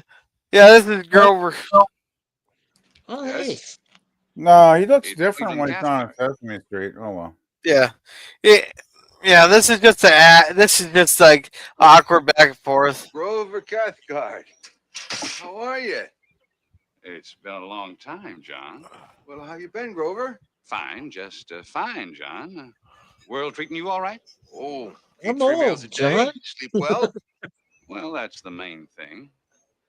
Plenty of work to do. If I ever forget that, I just look outside and there it is, beckoning to me. Yeah, you know, John kind of enjoys that life. This guy's like, I couldn't tell if he's just being like, he's just a poor hillbilly, or if he actually felt sympathy for it here, you know? Well, I think that's just wonderful. Yeah. I really do. Livy. Yeah, so Grandma. I think John's saying to him, well, I just look outside as a hard-working man I works with my hands. I just got to go out and get her done every day and work my ass off. And what the hell do you guys do in Washington there? Oh, not so much, eh? Yeah, get her done. Get her done. That's the feeling I took from that scene. He was like, yeah, well, I just gotta get the day's work done. I don't know what you guys do. Yeah. So yeah, Grandma's spying on them. They're trying to sense who it is, and all of a sudden, Livia disappears. Papers, Grover. Yeah. You're doing real well. Well, I don't have to tell you the Washington, D.C. is not like a Sunday afternoon in Rockfish. On the go all the time, moving around in circles, very thankless job. It's a pity Winnie couldn't come with you. How is Winnie? Winifred's not here yet.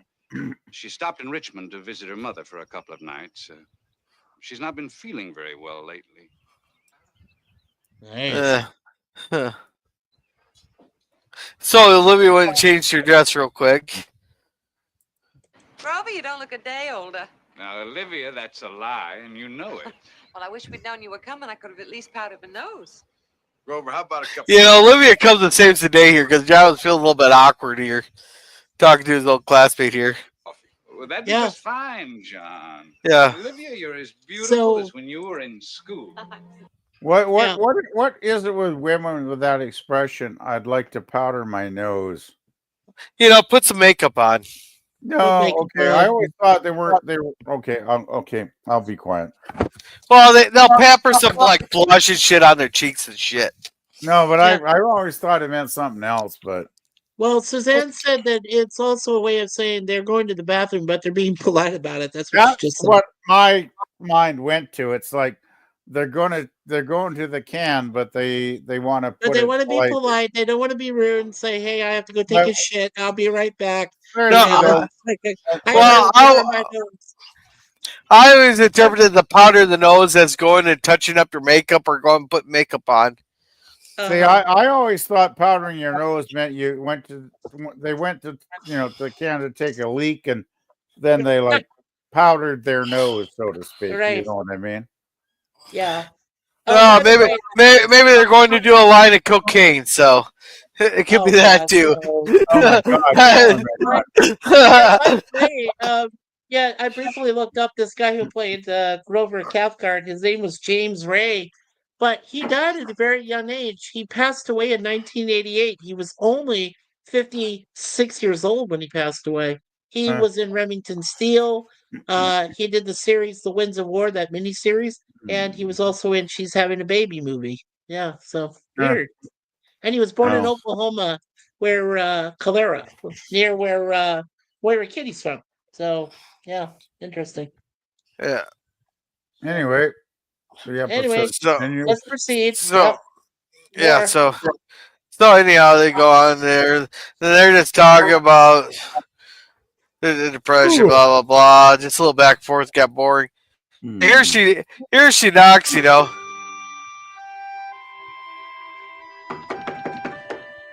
All right, here's the thing though, and she just barges in. For all we know, John could have been found Grandpa's stash of magazines there and not listening for the damn knock. You know, she just goes barging in. Gorilla. you're He's accused- been doing his own private you're- time too with said fist, but You accused me of making grandpa jokes. Okay, Gorilla. No, I'm not making Grandpa jokes. I'm making John Boy jokes. He John found Boy Grandpa's jokes. stash of magazines. Said he found grandpa's stash. So. Yeah. Yeah. Were there even any porno mags back in the 30s? I don't think Like, there were back in the 30s, unless Didn't Hugh Hefner somebody had some invent- weird ass Didn't Hugh magazine or something. There had to been. Didn't Hugh Hefner invent that with Playboy in like 1953 or something? Oh my god. Seriously, you know what that first Yeah. issue of Playboy is worth with Marilyn Monroe on the cover? It'll Yeah. get you probably thousands of dollars if it's in good condition. Yeah, somebody said it was worth at least It's $10,000. worth a lot. Yeah, it is. If you can find it. Yeah, for sure. Oh, it's out there.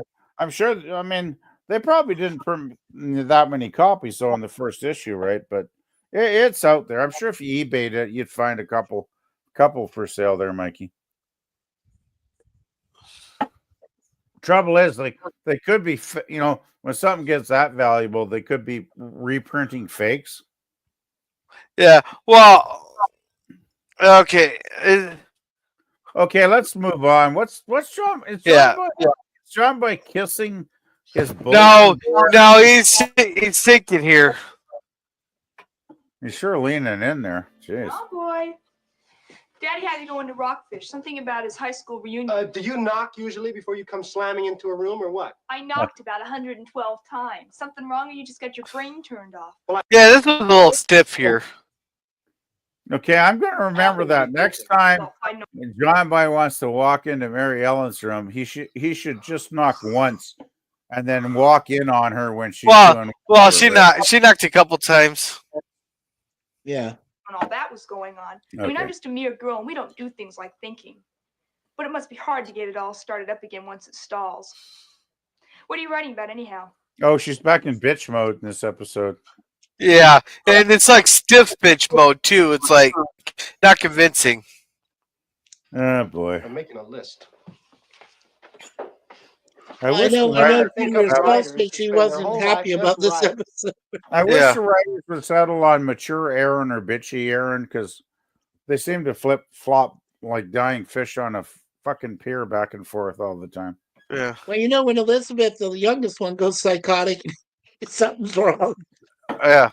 And so here we're getting a list here. And they make lots of money doing it. Margaret Mitchell, Gone with the Wind. Oh, of course, her. I've got her. That's obvious. H.L. Mencken, but he's an editor, so I don't know about that. Yeah, I don't think editors count and all that. Do editors count? No, editors don't count. But I think it was that moment where you just said "F you, Mary Ellen." Yeah. Well, the thing is, the thing is. Oh, let's go. Go for it. Yeah. Fitzgerald. Wait, what did he call him? Scott Fitzgerald. We all know what his real name is. His name's Scott Fitzgerald? I wanted to get a longer clip of that, but nobody could give me a longer clip of that. You had that planned out for weeks, didn't you, Ron? No.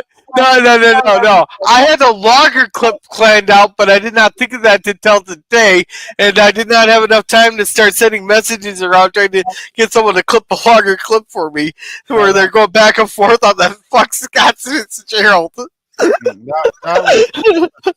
That was perfect. It got the job done. Yeah, I want to say welcome to Ancient One. He goes, yeah, it's better that it's that time of the month again for me. Be right back. And welcome Ancient One. There, he's telling everybody that you come check me out. Thank you. And he goes, thank you for being here with Girls Sensor Thoughts. He tells them smash that like button. Thank you. And yes, there's a few adult magazines, but you had to look for them. So, hey, if anybody can get those adult magazines, that'd be Grandpa. And the Ancient One saying hi to everyone here. And John Boy's having a flashback when he was fighting for the Germans in World War I. He did not fight for the Germans. He fought the Germans. He was in France. Well, John Boy would have been, what, about 12 years old back then? Like, no, John fought the Germans there. No, his brother died. He said John Boy fought the Germans. You might have misspoke.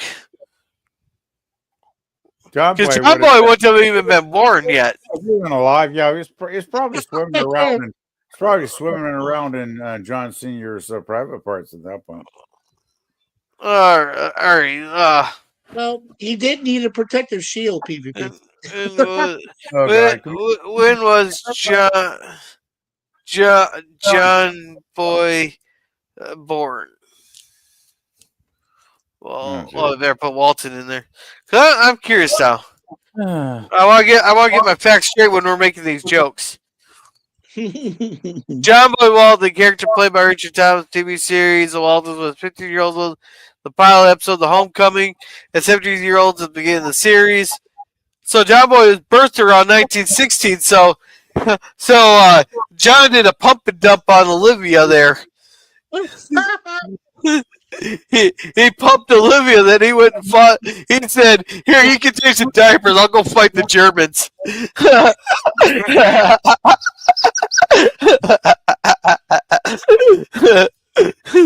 And Ancient One said also about pizza for the live chat to power up the live stream pizza power style.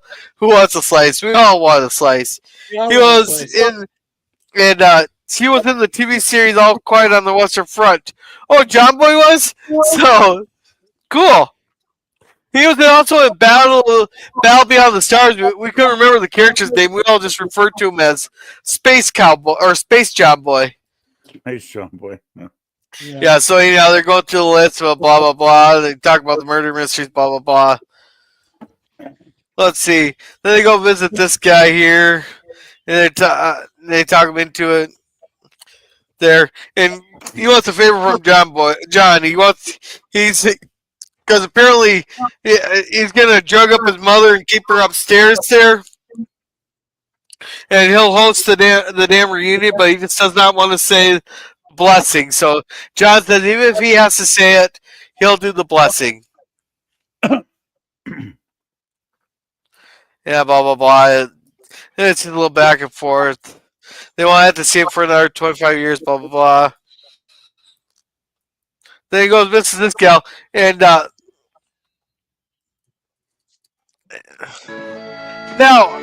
I got a question. Oh, that's a weird different bell. I've never seen those before. Have you guys seen those bells before? Can you show it? Yeah. What's watch this.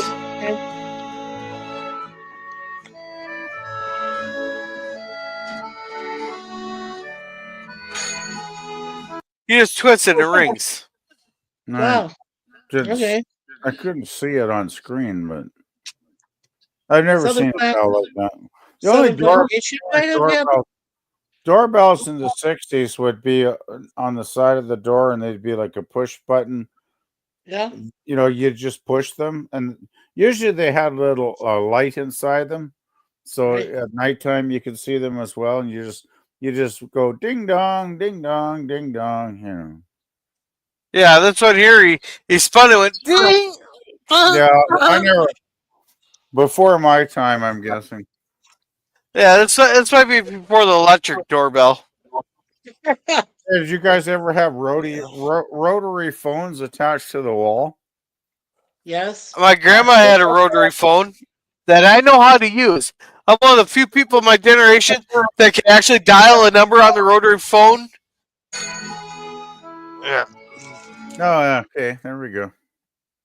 Yeah, now watch this. Is this considered cheating? Well, play it. Always work. Wait. Yeah. You know, You I know. had some devil. Yeah. Oh, She oh. Yeah, Oh, good thing Olivia didn't walk up at this moment. That's pretty forward. But I wouldn't mind. Hey, I wouldn't mind. Yeah, hey, but John's married. Come on, man. This is John's married. Yeah, but come on. She just gave him a full-on kiss. Who knows? It could lead to bow chicka wow wow. Come on. It's only He might it's be only, salted for that. Come on. it's only a kiss at this point. Only a kiss. Oh yeah, yeah. Hey, tell that to the wife there when she's on her 14th stab of you. Well, I bet John's thinking. John might be thinking about that 14th stab right now, if you know what I mean. wrong kind of stab there, PvP. I'm talking about a happy stab, not a violent stab. Yeah, it's only fair if Grandma gets to stab Grandpa at the dinner my table. God. I guess it's Okay. only fair. Oh, Jesus. Yeah. All right. So FKHC said, yeah, Sister Thomas was in that version. Cool. And H1 says, give everyone in the live chat a slice of a pizza to power up the live stream pizza power style, except for those who are in league with Shredder. And whenever I'm giving out pizza for the live chat to power up the live stream pizza power style, better hope that you're not in league with the Shredder or the pizza will need to vanish the moment you touch it. Oh, man. Yeah. Yeah, so that's what's funny was old. Yeah, it is like Always work. Rachel Stubblefield? Come on in. Ain't that the old girlfriend too? So she's Rachel Stubblefield, so I'm guessing she probably shaves. Apparently she's been married 4 times. She's paying alimony for all 4 of them. You know, then Wow. then her son there, he's been divorced twice, and he's only 22. Blah blah blah. So that runs in the fucking family. So she has some money, and I like this. I go, what have you been up to since Taft was president? So Taft must have been president. Yeah, so Rachel was played by Sandra Deal. We lost her in 2008. She was on Kojak series. She did 2 movies called, oh my God, one called Junior Bonner, but you could probably call it Junior Boner, and then there's something called Circle of Fear. Holy I fuck. think Circle of Fear probably was a TV pilot, because that was a TV series, wasn't it? Yes. She might have been in the pilot of that. But Sandra Deal, I didn't even realize she passed away. Wow. Yeah, she was only she was 81, so she lived a good life. Okay. Yeah, well, it's been a long time since the mid 70s, right, Mikey? So yeah, right. These people there's still some of the Walton kids, I guess, that are still pretty young enough and healthy, but she looks pretty good. Well, in this episode, when did this episode come out? A Gorilla, like what, 73, 74? So she's easily like 46 or 47 when it came out. So yeah, she looks pretty good, I'd say. I'd say so. Yeah. I wouldn't say no. Yeah. So, they're just sitting there talking, blah, blah, blah, talking about the good old days. You know how he was. They used to be engaged. They used to be Oh, of course. engaged only as like a fifth grade engagement. Blah blah blah. Then he was a one Boy. woman man. He kept going from girl to girl, but he's a one woman man. Blah blah blah. Then the doorbell goes off, and there was Olivia. Then here this guy. In your county. I don't care who. Grady's a name. Insurance is my game. My wife, Bo. John Walton Jr. I reckon Can we're you here for the say reunion. grease ball you don't want to trust? Yeah, they had to make him look like a grease ball. And here we got the kids all running around. Melvin, do you want a whooping? Me and your daddy have been buddies since we was both knee-high to the bottom doorstep. Oh yeah, by the way, Judy said that one of the kids is Cammy Coulter's younger brother again. He's one of his kids. Found out there. Yeah. Yeah. And here they're chasing around the kids through the damn thing here.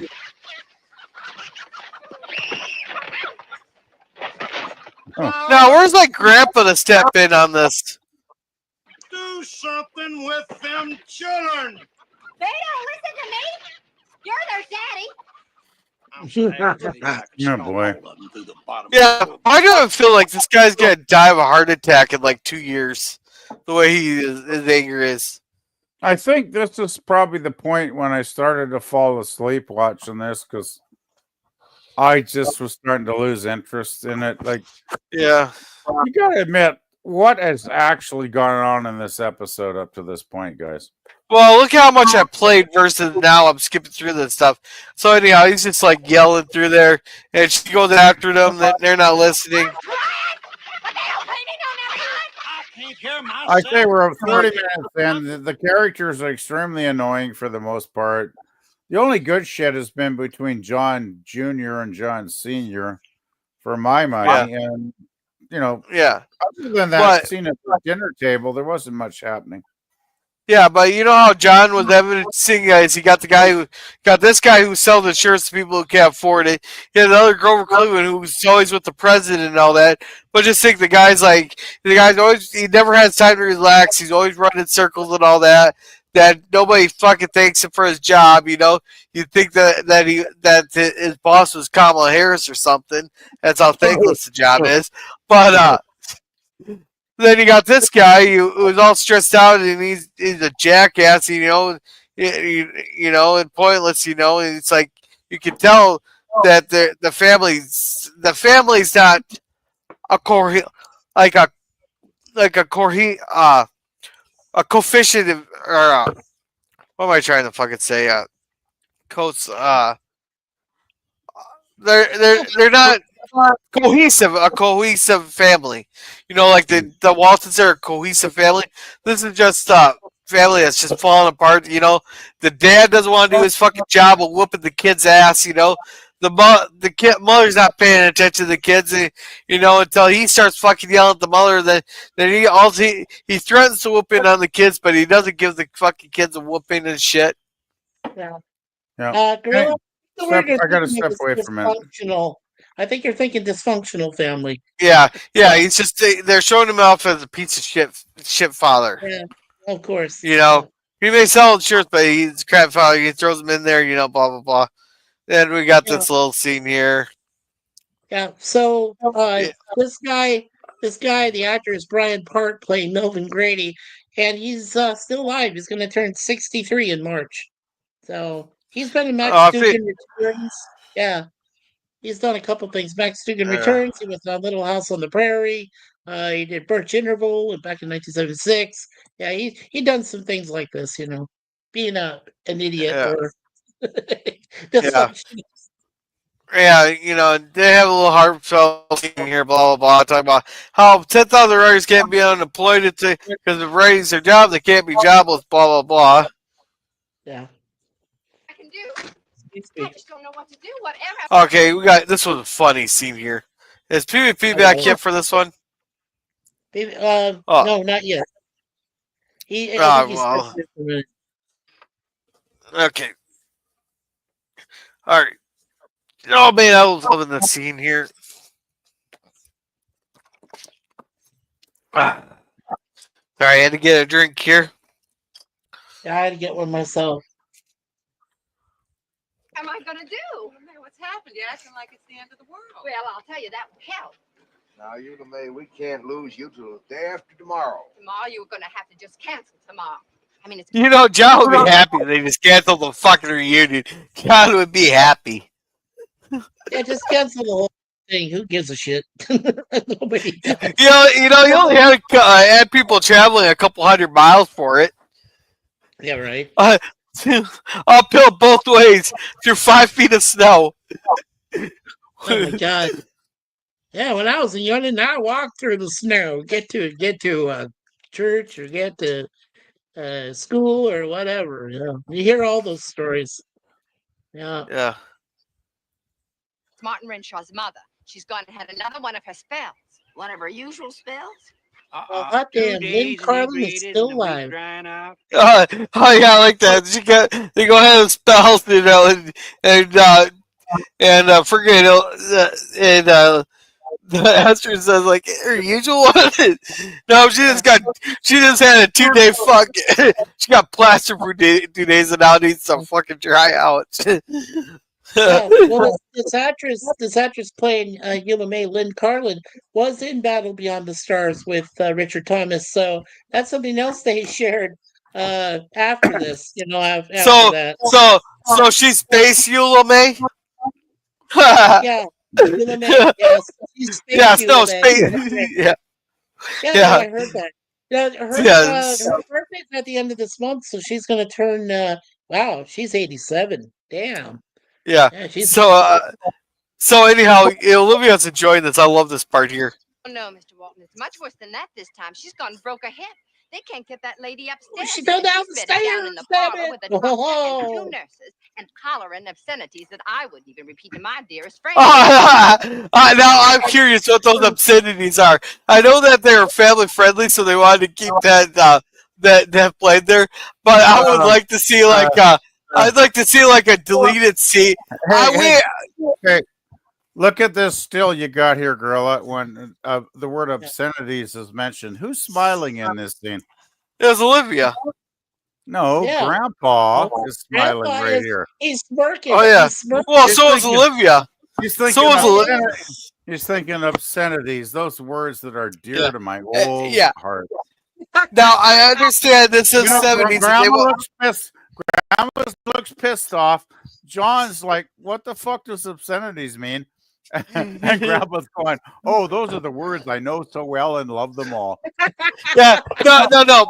I know that. Okay, I understand this is a family-friendly show, and they had to keep it Y7 for the censors, you know. But I would love if they would have had a deleted scene.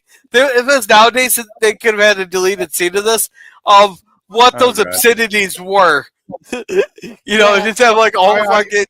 Are you saying they'd have like the George Carlin 7 words you can't see on TV skit? Yeah, pretty much. But it might be a special features only on the DVD.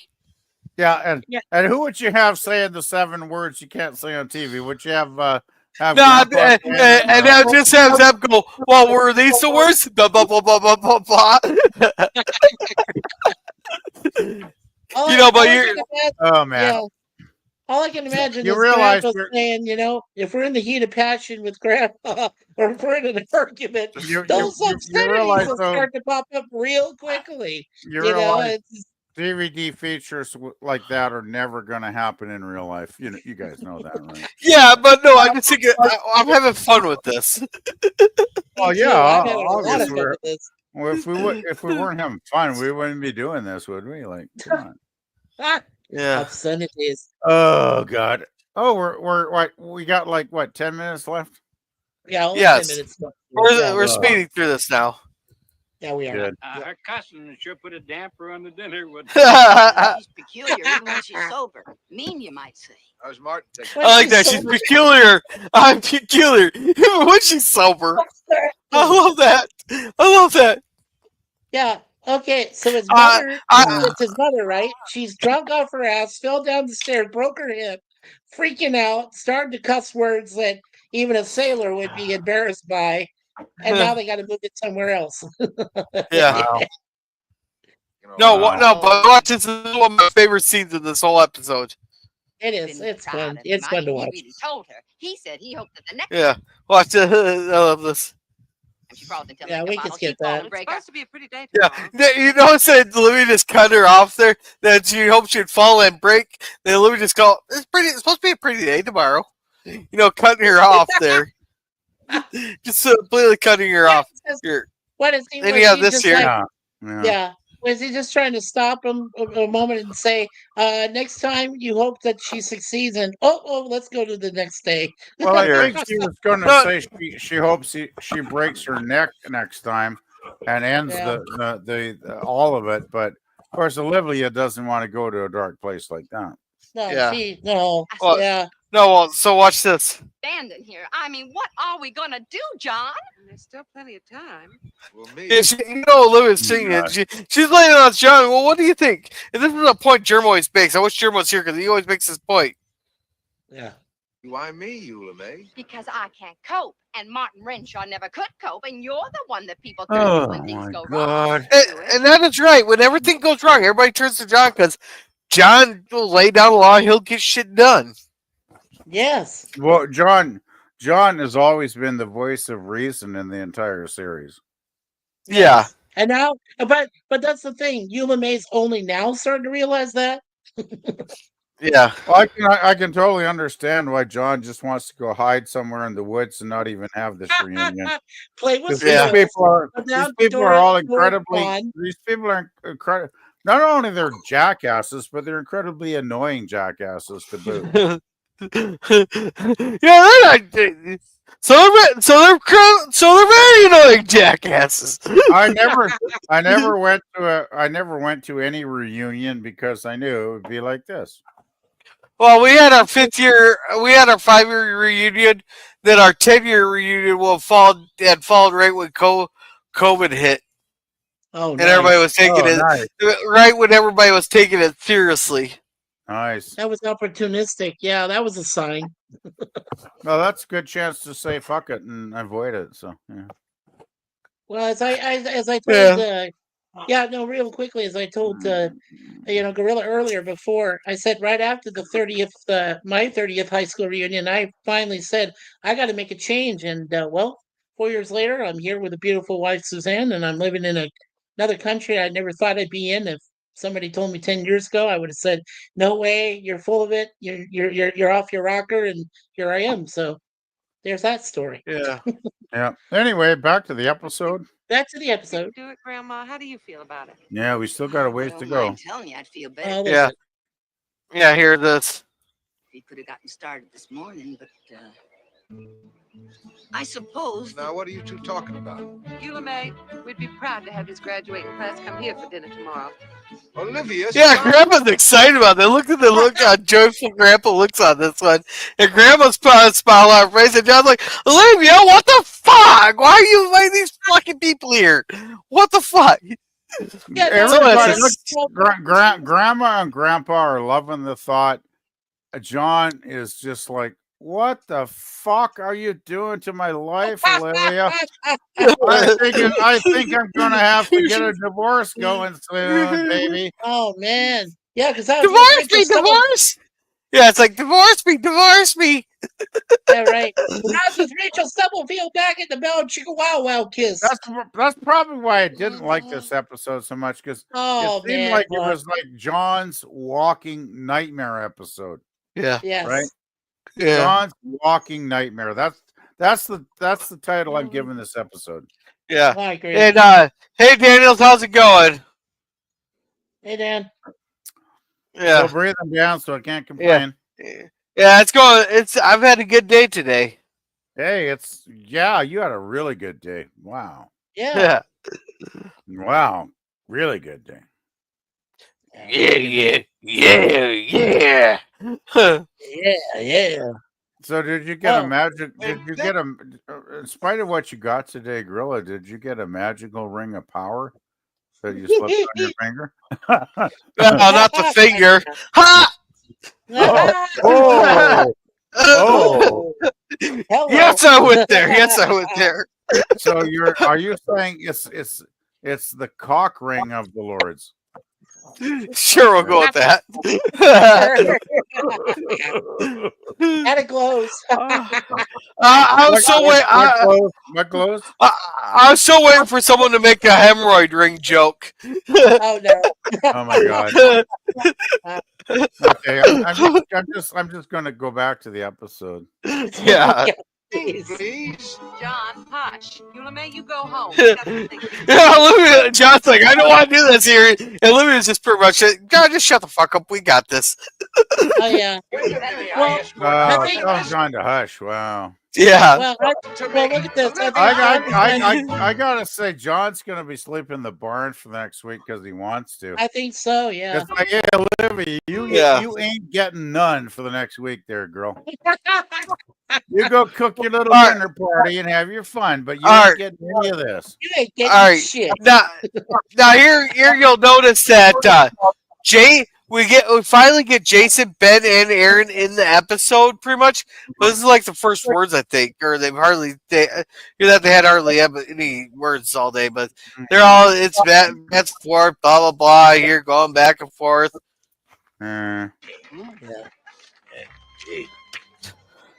This Cocktails? Really? Cocktails? Yeah. Oh, I love this. I love this here. I love this scene from them here.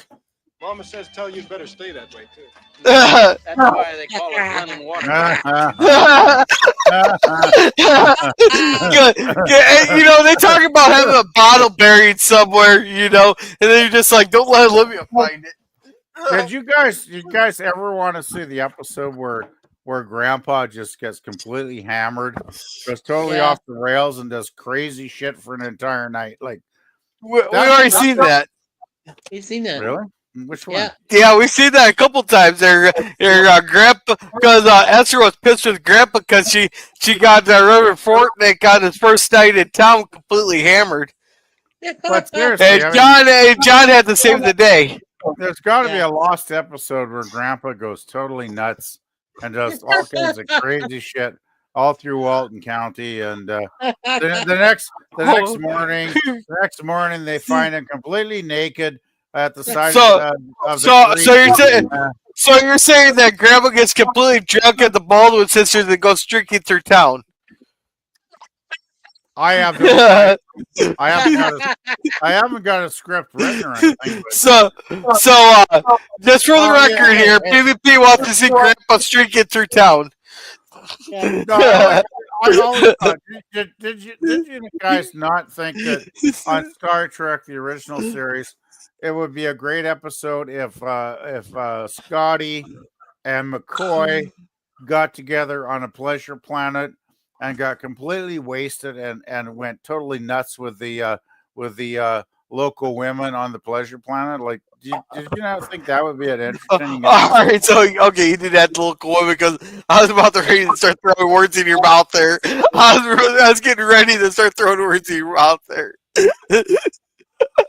I just thought that was one of those unfortunate things they couldn't do on 60s TV, right? Yeah, to get Scotty and McCoy totally hammered and going nuts because it just made sense, right? So you want to see Scotty and McCoy go for each other's nuts on a pleasure planet? Okay, just go bar hopping, and they get more and more inebriated as the episode goes on, and by the end of it, it's like getting X-rated, you know. Like all right. So anyhow, they're talking about different scenes here. They're just talking. Jason's playing there. They're all talking. Blah blah blah. Here, I like this. He finally got those kids calmed down. I get the whole dasher now. I think this one is that Cammy Corder's brother. I think it's that one. Right there, her younger brother. Yeah. Uh-huh. Yeah. So they're making ice cream, right? Yeah. But they got told that they have to be real quiet and keep spitting that, or Grandpa will eat them. Unless you break the spell. I want to go look at the You're car. saying Grandpa's a cannibal? Oh my god! You might still be hungry. I don't believe your granddad eats kids at all. So is that kid in the gray her brother? Yeah, I think so. Yeah, but I like this part here. They're sort of not believe him on that. Just the wild ones, BC Junior. The ones that makes a lot of noise.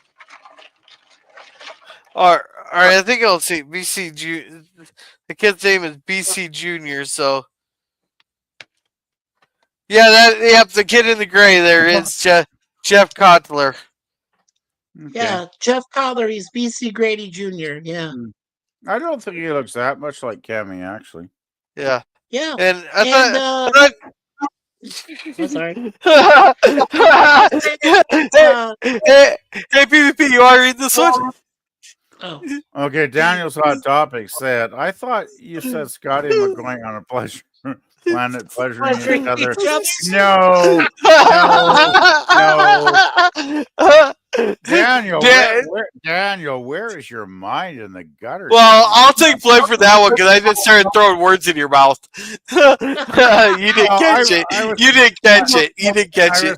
I was saying Scotty McCoy hitting the babes on the pleasure planet. Damn it. I'll have you know that it's Mikey and Sue Snopes, not just Snopes. I noticed. I did that like 2 hours. I did that about an hour and 40 minutes ago. It finally changed. I understand, but I didn't say anything because I was being polite, and I noticed it again, and I said, okay, but you didn't put our names in it in front of Snopes. Yeah. So there you go. I'll just do that real quick then.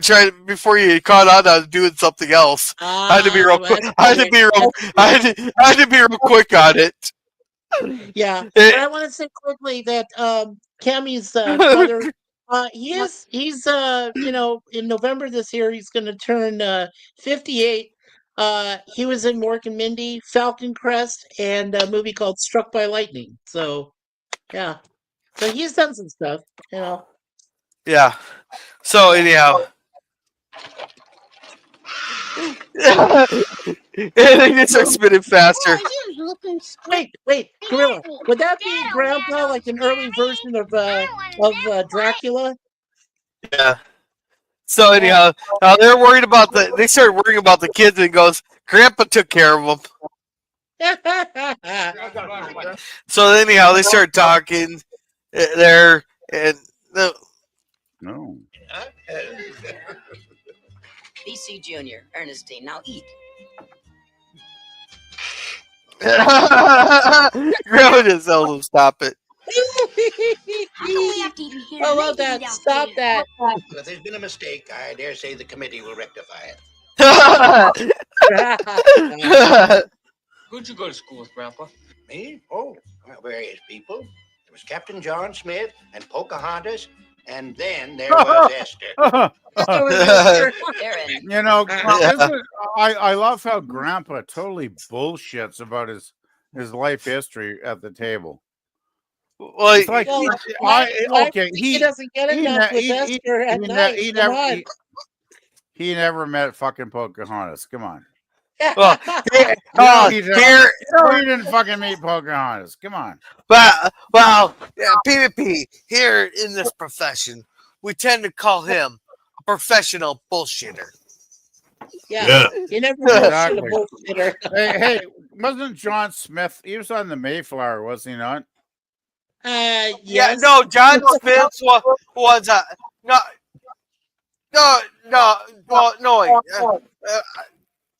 was John Smith the captain of the Navy vessel in the Revolutionary War, or was he the guy that on one of the ships that lasted on John? I'm pretty sure. Wasn't he the guy that got it on with Pocahontas?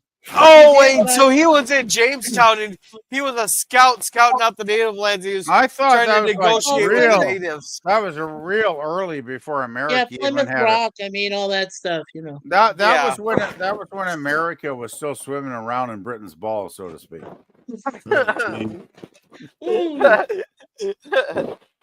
Just saying, it was very early in your history. That was your prehistory. Is what I'm trying to say. We got Jay going. Oh, what the fuck did that go? Oh, by the way, I just wanted to report Larry has finished his stream. I guess because he was disappointed only one person joined him on the panel. So He's Well, done for the night.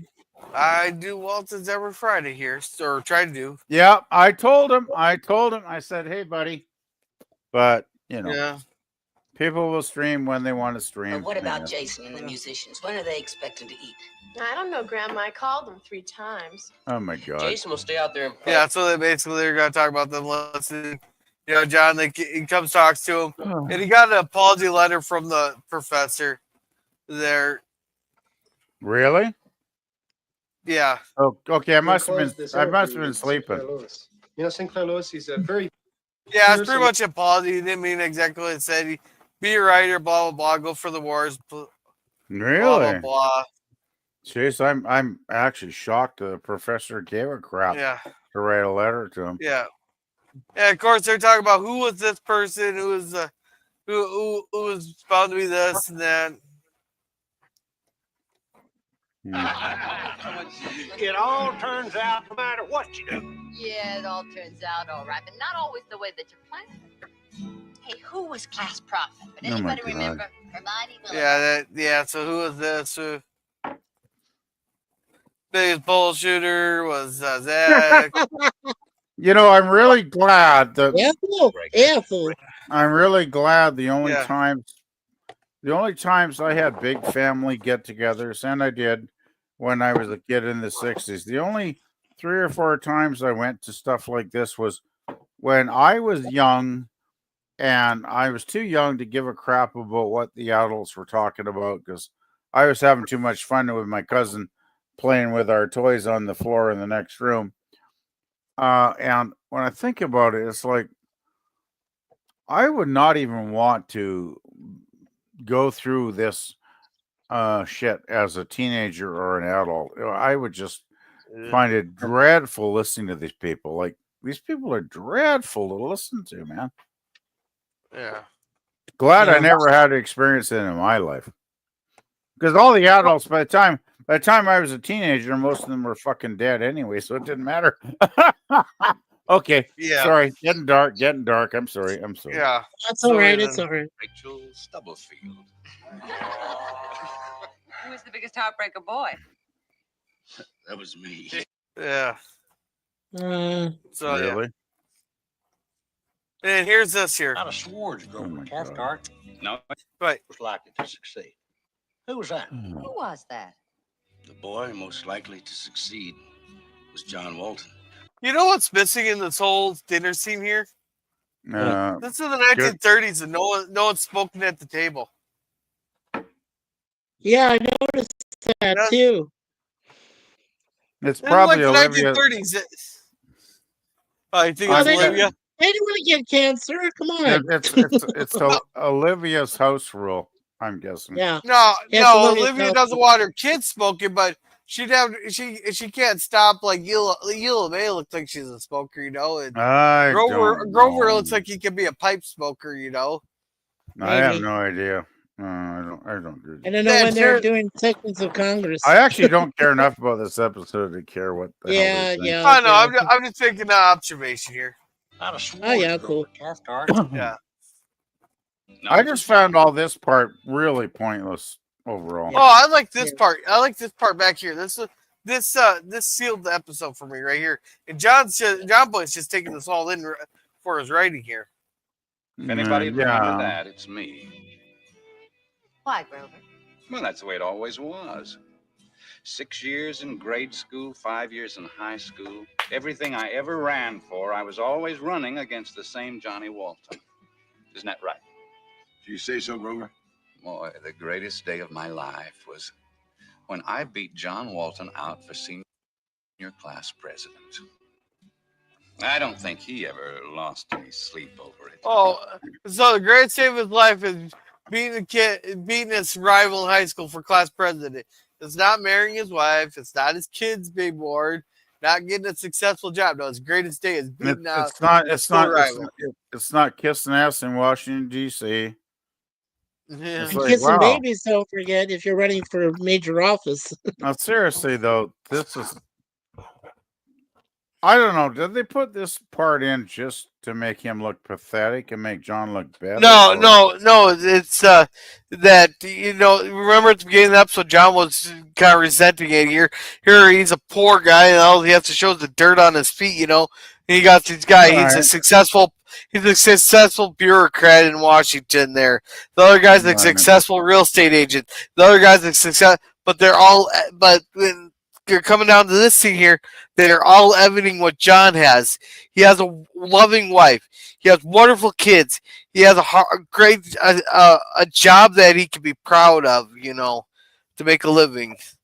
He's living off the land. He works hard. He gets fresh air. His belly's always full. They want what John has. Plus, he also has a job that depends 100% on his own effort. Yeah, and not only that, a community that respects him. But he doesn't have to rely like this guy. He doesn't have to rely on a political, discussion with some bureaucrat that might give him a thumbs down and fuck his career over, right? Like, John's I guess I'm trying to say John is the independent man standing on his own 2 feet. He don't need to kiss nobody's ass. He doesn't need to go, thank you or help me or any damn thing to anybody as far as his work goes. He just starts that sawmill up every morning with Grandpa and whatever kids want to help him out, and he goes for it, and he is not beholden to anybody, is what I'm saying. Yeah. Right. Yes. He is And not then another thing I wanted to add into it is he got some respect to the community. That's what everybody was striving for here. Yeah. Right. Yeah. Go ahead, Gorilla. Jason, I'm real valuing this episode, and I've already voted, and I regret it now. Yeah. Ambitious man. Some would say successful. And probably it's all John's fault. Yeah, I was blame always John. running, and he was always going past me at a walk. Here it is, 25 years later. Here I am. Yeah, if you looked at John and John Boy's faces here, you could tell John's like kind of the realization to go, they're jealous of me? Why the fuck are they jealous of me? And here John Boy had that smile on. I go, that's right, they're jealous of my daddy right there. I know that might have came out a little bit wrong way, but oh well. Hey, Gorilla, was PvP here when we talked about Space Eula May? That was in the I same don't know. movie as Richard Thomas. Anyway, I just want to finish this episode because Go ahead. I'm going to go cook some supper, and I got a lot to do. So yeah, this is the last thing I'm going to show. Then I'm going to do the thing. We'll wrap her up. Yeah, Okay, wrap sounds her up good. like on prom night. And some of you still running, still wearing ourselves to a frazzle for all sorts of things that John Walton has accumulated while he was out walking. A warm, happy home, fine wife, and children. We're sitting here, well-fed. I love how they have the violin music playing in the background. Yeah, the musicians haven't quit yet. It seems appropriate because I'm starting to tell you this. That's maybe what I was dozing off here because this scene was getting. Yeah, I don't know. I love the scene. It was getting a little too cute. Though. It's like, oh, and John Walton in the middle of the night when he has to go fight crime, he puts his Batman suit on and. It was just getting. No, that wasn't in this episode. That's next episode. You spoiled the next episode. Seriously, is this not John Walton worship here happening? Like, come on, guys. Hey, someone has to kiss his ass. Someone has to kiss his ass. But seriously, I think this is when I fell asleep, probably. Yeah. Still. Well, remember PvP. John is Batman. John Jr. is Robin. And Olivia's Batgirl. Yeah, now you're making him sound Alabama, but just oh god, yeah, it's just good. I got to take a nap or something. Sorry. I had a couple of drinks. I only had a couple of drinks, but I'm getting sleepy. The boy most likely to succeed. Well, he's the boy that did. All right, so enough of that. There, then Zach has to cut in and says it's all luck because John wasn't smart enough to pick Olivia. Blah blah blah. Then they all start singing "Kumbaya." So, what's the song called? I don't care. Till we meet I again. don't care. I don't care. This song is boring and it's sentimental, so I don't care. Is that close Hey, enough? they made a mistake on the Walton on the Walton fan page here. They said it's a class of Seriously. 1914s. Yeah, they made a mistake. Fuck me. This is the scene that lost it. I just wanted to die. I wanted this to be over. And then, oh God, how much filler can you put in a bloody episode? It's like the last 20 minutes of this episode were bloody filler. Yeah. Seriously. There were 3 songs. I'll just mention them. By the Light of the Silvery Moon, Cuddle Up a Little Closer, and Shine on Harvest Moon. That's what the trio played at the reunion dinner. Yeah, but I can listen to those songs and I don't want to watch any TV episode. Like seriously, what did you guys not think this was one of the worst for filler of the entire series? That probably was. Yeah, a little bit. Well, what? Okay, tell me what actually happened in this episode that had any relevance or consequence to the next episode or two. Right. This was supposed to be a filler episode after the height of the last couple episodes. It was hell of a filler. Yeah, I would go with that 100%. It's kind of like when we got a couple big episodes there. You need like the relaxing episode there. Well, it was very relaxing because I fell asleep about 4 times watching it. So therefore you got a good nap and became well rested. So you should be giving this episode an A+. There you go. Yeah. I'll tell you once we get through this. If we ever get through this, and we're almost. Hey, I'm about to do I'm trying to do the epilogue. Well, I'm trying to do an epilogue here. If someone would be quiet long enough. Sounds like you're Well, give me a minute to finish this up, and I'll get it out. You're getting attacked by a munchkin there, girl. I'm getting attacked by a crabby 4-year-old who should have been in bed an hour ago. But it's the same thing, isn't it? As the munchkin, pretty much. Yeah. So anyhow, let's do the epilogue so I can get this kid to bed. All right. Yeah, So the epilogue. Success is often measured in terms of how much money or fame one accumulates in a lifetime. My father knew little of either, yet he was the most successful man I've ever known. And quit touching this while I read the epilogue. He lived each day with zest, a sense of adventure, and quit grabbing this while I'm reading this. And a twinkle in his eye, he loved the family well, and we miss him. So, Jesus Christ. Okay, this is becoming far more entertaining than the other. Yeah, it is. All right. So, we got a 10-like hype tonight. And Daniel said, "Did you guys know there was a female Robin? There was a couple of them. There was a Carrie Kelly and a Stephen Brown. Oh, so Kathleen Kennedy wrote it. Okay, Daniel, yes, I know. I don't know about that, and I don't care. Sorry, buddy. Yeah. So we all know what PvP's vote was, but tell us anyhow. Go ahead. I voted for We Want to Hear Shit from Gorilla. Yeah. Because that's how much I thought of this episode. I thought it was basically shit. It was boring. I mean, okay, John has this 4th midlife crisis in the last 20 episodes. Yeah. He's like, oh, fuck me. I jammed my thumb, and he throws his wrench and he's pissed off. And then it's like, oh, all these annoying people show up because we got to have our 25th anniversary reunion just so we can come to Walton's Mountain, John, and piss you the fuck off and drive you nuts. And Olivia, of course, will be fine because she's a homemaker, and she'll make a huge dinner for us and feed us all annoying people. and then we'll laugh at the last 20 minutes, and we'll laugh and sing and do pointless things that don't matter to the storyline at all. And nobody that actually has a brain in the head will actually give a shit about ever watching this turkey. And this should be a Thanksgiving episode because our Christmas, it was a turkey. And this was a turkey in every sense of the word. So did I express myself well enough, guys? I think you Yeah, I did. suppose. The only thing you missed saying was the fuck you out of 10, and you want to hear what he's saying.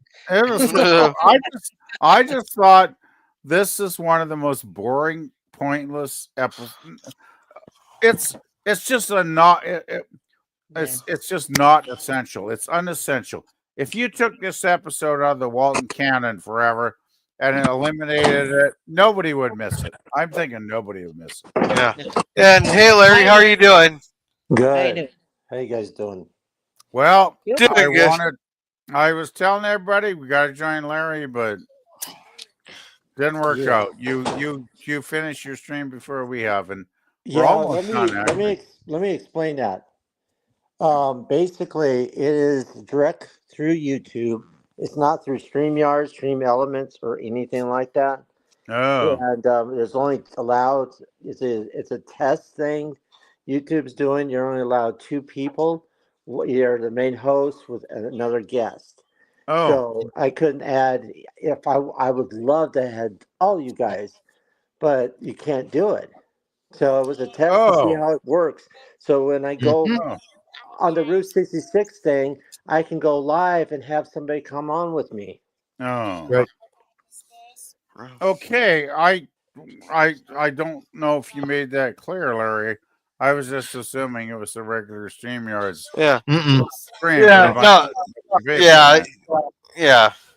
So yeah. Yeah. Remind me to get a picture with you with that on tomorrow. But anyhow, sure. Yeah. Comment or food. What do you think of this episode? That's pretty interesting. I did give it a C. Oh, nice. Any other thoughts on it?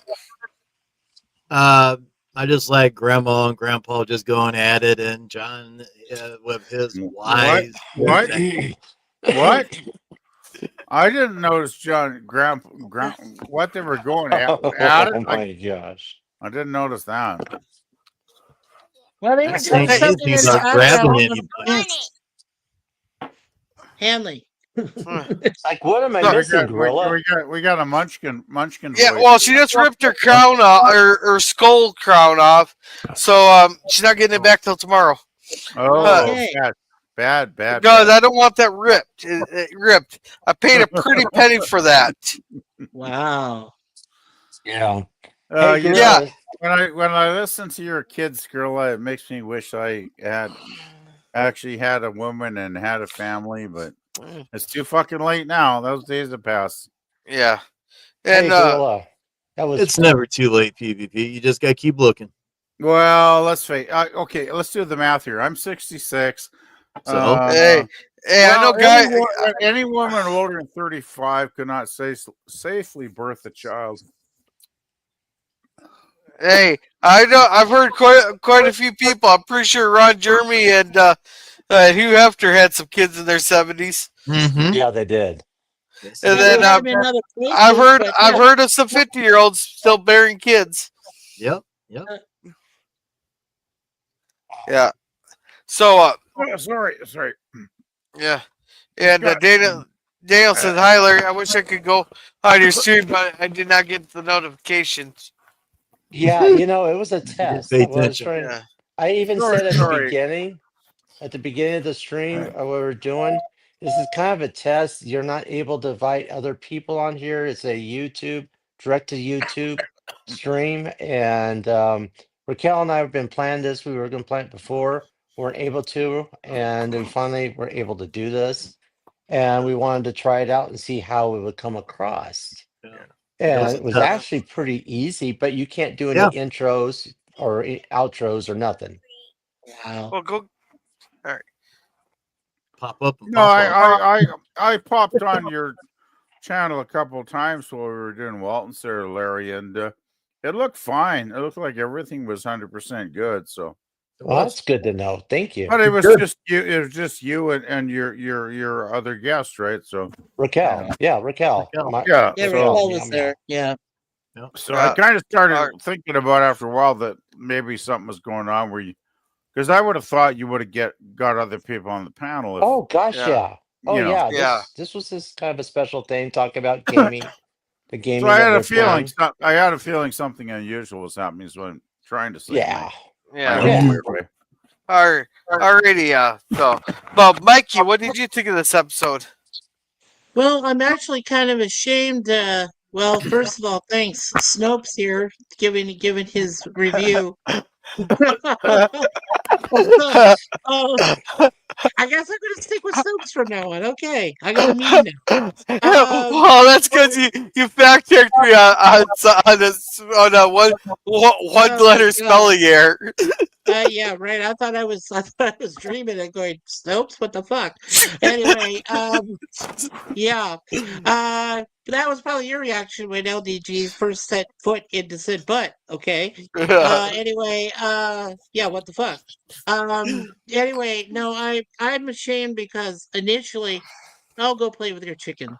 I thought it was I'm very ashamed. I actually saw this episode. Like I said, I always watch the episode with Judy Norton and stuff, and I thought it was I thought it was okay. I thought it was good. And initially, when I voted on the poll, I put A minus. Now I realize I made a total Oh mistake. God. Well, no, Oh I my made a God. total mistake. So then Oh my I God, you made a put it. mistake. Call the newspapers. I'm All gonna have right. Well, shit. No, I finally decided on a B minus. I was being nice. I was being generous. I went Oh. down a whole grade. So You're being B real minus nice. was my grade. All right. Yeah. But Oh my the thing that God. sold it to me, I just want to mention the one thing that sold it to me though was the fact that um, you know, the fact that he's thinking about it, 25 years. I mean, I just remember real quickly from my 30th high school reunion, I said I had told Gorilla earlier, I had to make a choice. I realized that I had done things, but I hadn't really done things, that kind of thing. So I finally said to myself, I've got to make a change. I got to make it radical. It's got to be something, you know, that I wouldn't, that nobody would even think about doing. And like I said, 4 years later, I'm here with Suzanne, and the rest is history. So it's all good. Yeah. Yeah. So your final grade's a B minus there. B As minus. for me, I'm gonna give it a B. I'm gonna give it a solid B episode. It's not no solid A. But I like the fact that he's dreading all this shit started happening once he started dreading. He realized he has the 25-year anniversary coming up, and you little babies to start bugging him. You get the problems with the one person they would think they could do it all. Then when they can't do it, they start delegating out, sniping out duties. To everybody else, expecting them to help. Instead of just delegating it in the first place. You do this, you do this, you do this. And John's dreading this. Because when you think of your class, and you hear stories about, oh, this person's done this person's done this. You're jealous of them. Because they so-called made something out of their lives. Just to come realize at the end of the episode, as you're talking throughout the episode, yeah, there's a few dragon scenes, but the guys were like, yeah, he may be a successful bureaucrat, but nobody fucking thanks him. He's always on the run. He doesn't have the chance to survive. The other guy, yeah, he sells insurance, but he has a shitty family, Nice. Then you got no, who was the other one? The real estate guy. I don't think we talked about him at all, But then you come back and turn around. They're all jealous of John because John has all this time in the world. He's relaxed. He has a proud workplace there. He has a loving wife, a roof over, a great house, a great family. And that's what they want. So I'm giving this a B. Yeah. So I Well, I think really because missed of an Rachel exciting Stubblefield. episode. Yeah, I think because of Rachel Stubblefield, I just want to mention, I think she was the one who slept with 4 sugar daddies. So really, is that her only accomplishment? No, she's the one paying alimony. So That's she's the right. sugar. So she's the sugar mama to four. She's the sugar mama. Wow. So I missed a great, exciting, unbelievable episode. I think. Well, let's see. We got one fuck you out of 10. No, No, Larry. Larry, we're all over the board. We're all over the board here. We got a. Larry. I gave my rating as because Gorilla always puts the fourth rating in as I'm just here to hear shit from Gorilla. Yeah. I voted for shit from Gorilla because I couldn't go any less than C- on the poll he had, and I would give this one like a D or an F. Yeah. I thought this was the most boring, pointless. Yeah.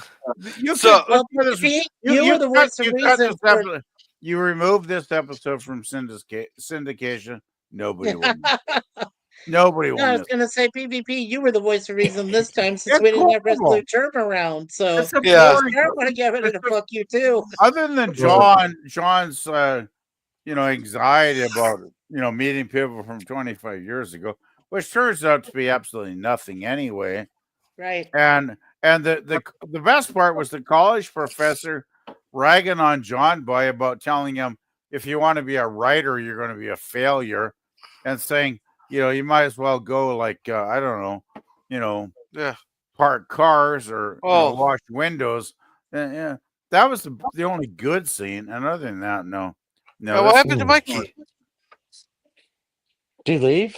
Oh my god! I don't know. Something happened. He gets lost. He got excited. Well, my! Oh, there he is. Yeah, geez. Yeah. Button slipped, and then Google says, "Well, that's a 414." Oh, I thought we pissed you off here. It didn't piss me off. No, it was just you pushed the wrong button. Okay. Don't do that. You might get all susceptible. Yeah. I just thought that was basically boring. Oh yeah, what's the poll results? Yeah. All righty. Oh, Okay. I got to actually pull up the thing because this thing is too small for me to see. What the fuck? People give this thing a fucking A? So we got 30%. We have 13 votes today. Wow. We got 30% giving it an A plus and A minus. Those 30% giving here to hear stupid shit from Gorilla Censor Thoughts. Those are the smart, intelligent people. B plus and B minus is 23%, and C plus and C minus is 50%. Now, for anybody wondering, there's a reason I have here to hear stupid shit from Girls Censor Thoughts. Because if you really thought this episode was a D or an F, would you really listen to a review of it, or would you come for the person who's reviewing it to see what they say? That would be you.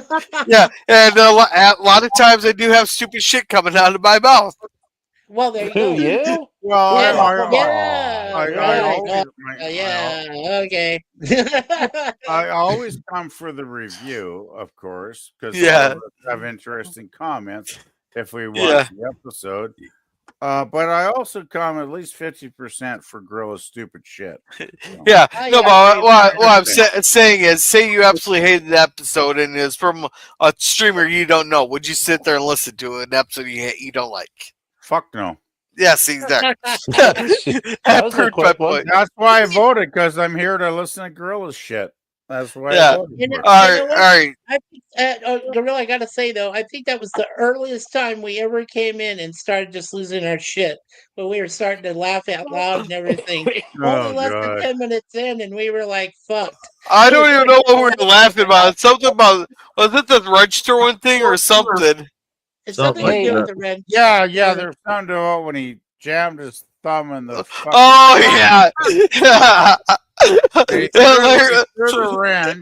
Larry, you will be laughing your ass off in the first 10 minutes because we didn't even get 4 minutes into the episode. We're all fucking losing it. Nice. Well, I got a question. I got a question. What did Gorilla do his rated R on this at the beginning? Yes. Yes. Okay, just want to make sure because I'm hearing a lot of F. Did. Otherwise, you might get shot off again. Yeah, because I'm hearing a lot of F, and all that fun. Yeah. No, I don't think did we get R rated too many times tonight, though, guys? I don't think we did. We made a few comments. Mm-hmm. Yeah, we had a few, but I don't think we're as bad as we've been on some streams. No, Yeah, it sounded like we had to start screaming Red Oak. Yeah, some of the better episodes we actually got Well, real hey, ones. Yeah, some of the better pretty much, episodes. I pretty much stayed away from Grandma, Grandpa. I think we did, sort of. So, yeah, you know, just saying. I'm That's gonna your have to pork find. thing. I'm gonna have to find me a monkey to squeeze instead of my chicken. Yeah, really. So Hey, Oh, shit. Larry, I charge. Larry, I charge. you charge, huh? It depends on what you pull, right? What you squeeze. Oh. That costs extra. That costs extra. That's Yeah, and Larry, I think you might have to get permission from LDG in Florida to pull his 10-foot out of his butt. Oh my Yeah, gosh. it's gonna take a God. jackhammer to get that out of there. You know, it's wedged really in tight. Oh, I think we got Larry. I think we got Larry here. Don't squeeze the gorilla. Oh Oh god. That's wrong. Oh. It's lost by now. Hey, are we gonna have our fourth person in tears tonight? Oh my god.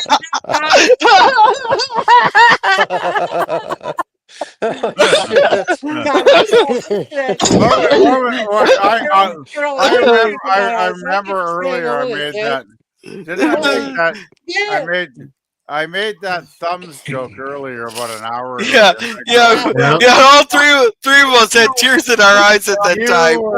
You were going for the laughs on that one. Yeah, I gotta say. Oh my god. I was very happy that I Yeah. got the So, thumbs joke. but let's feel like a kid at prom night and wrap this up. Oh, you were having I got tears in my eyes right now. Yeah, we got our fourth tears in the eyes tonight. Greg says, "Feel that squeeze." Oh my god. So, so thank you, Scurvy, for coming, and thank you, Oiler Greg, for coming. Oiler Greg does spoiler-free reviews on his channel, so make sure to check him out. And thank you, Daniel's Hot Topics, for coming. And thank you, Tim FKHC 2005 for coming. He has a couple of videos on his channel there, so make sure to check those out. And scrolling. Thank you, Suzanne, for coming, also known as Boop by the Deja Wu's mom. And scroll. Thank you, Suzanne X Team, for coming. You know, this And is the thank you, first time Jaden. Jaden VHS's Archive 3.0 coming. Hey, if you're still here, tell us what you make on your channel there so we can promote it. Yeah. And thank you, Sci-Fi Sit There, for coming. He does Transformers watch parties, and then he also does like crossover stories on his channel. So make sure to check those out. I think that's everybody. So, there we go. Larry, what do you got going on? Oh, jeez, really? This, that, and that, and this. Yeah. After the monkey pulling. Let's see. I got some. Well, really coming around the corner is January 11th. I'll be doing the Avengers. That's going to be a lot of fun. Yeah, that's gonna be great. No, Getting that's ready coming to up probably. soon, Yeah, it's like right around the corner. Yeah. I'll have to Probably learn how gonna to be. hum the tune. I can't sing it because I don't want you guys getting kicked off. All right. No, it's such a Yeah. good thing. So I got, do that. I got the Route 66 things coming up. I'm gonna be going out of town a lot. So you'll be guys seeing me more on doing videos and probably a little less than doing live stream because I got a lot going on. So Okay. Yeah. All right. Yeah, Thank girl's you. like, yeah, shut up. Come on. Let me. No. I need more tears. Hey, everybody keep going in order here. Here, like Mikey, that PvP. I'm gonna go lay her down because I'm getting a dead arm right now. So guys, keep going in order. You're getting a dead on? Dead arm. You said a dead arm, not a hard on. I was like, what? You're getting a dead on. I was like, what the hell's a dead on? Oh my god. Oh my god. Okay, whose turn is it here? Because I lost track. Thank you, Go ahead, Gorilla. PvP. I'll go last. Go ahead. Oh, okay. Yeah, I just wanted to mention Larry now has helped me think about doing Dark Shadows this month. I Yes. still have no plan at all. I'm still clueless I'm a clueless wanderer in the wasteland. So if you Let's want to get. get together sometime tomorrow, if you have time, or Sunday, Yeah, and Sunday give me probably a, be a if little better. you got like an Better. hour you can spare, we can just talk about setting things up, because I'm still not exactly 100% sure what to do, but Yeah, let's pull something together on Sunday. okay. Well, just email. You got my email, right? Oh gosh, yeah. Okay, just email me tonight or tomorrow, or sometime tomorrow night. Give me an idea of what time will work, and Sunday's probably pretty much open, I'm guessing. So if you Okay. want to do some time figuring out logistics for the live stream stuff, because I am just so clueless at this, and I want to get Oh, up and running. I really do this year. It's like, that's one good. of the things I want to do. So, Awesome. Well, let's so do yeah, it. I appreciate Larry. You have no much idea how much I appreciate you, my brother. Well, I appreciate it, brother, a lot, and Yeah, thank you. you have helped me so much. Awesome. Anyway, I guess before Gorilla goes totally to sleep here, I better mention something else on my Oh, channel. jeez. I Oh, haven't done much, to be honest. I've been just concentrating on some of the real life stuff I'm taking care of, and I haven't put much up in my music playlist lately, so not a heck of a lot. You never know when I might get around to throwing something on there new, but nothing at the moment, Gorilla. So I'll just move it on to the next person. Alrighty, Jim, what you got thanks, going PB. on? Well, I was snow plowing today, so couldn't do anything, but got ideas and everything. Like I said before, we're going to do another small mini series called Repair Again. Since my truck broke down again and Oh things shit. happen, it's going to be probably 1 or 2 episodes, I would imagine. It'll be short. So, as I said, when things happen to me in real life, I put in the 23rd century and just have fun. There you go. Keep on watching Commodore Productions. Never know what you're going to see. Thank Yeah. you. All right, thank you very much, and thank you, Larry and Welcome. PvP. Mikey, what do you got Thank going you. on? Okay, so as I'm blessed and honored to be able to stick with the Gorilla's wonderful and funny as hell Walton streams every Friday. Uh, I'm still committed also to the contract verbally I have with Miss Charlotte Nightstar the Werewolf.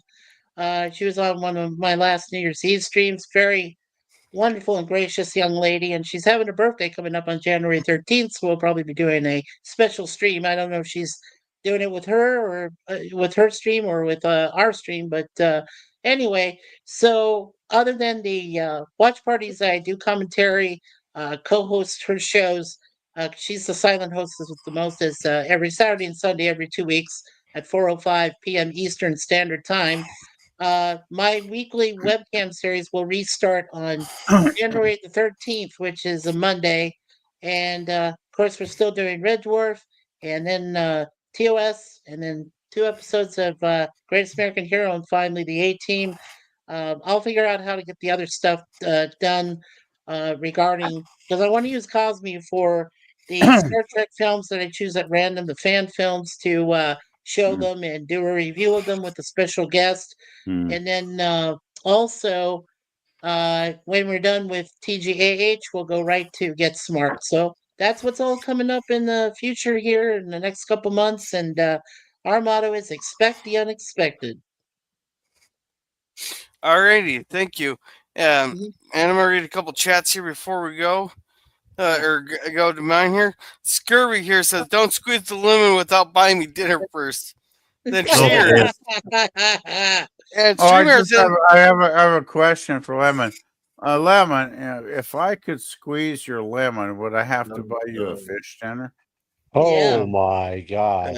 Oh my gosh. That would Hey, make sense, Scurvy. though, right? You gotta have a fish dinner to squeeze your But lemon. make sure it's make "Wah sure it wah doesn't have to wah." go cold. Wah, wah, Yeah, wah. Hey, really. Scurvy. Yeah.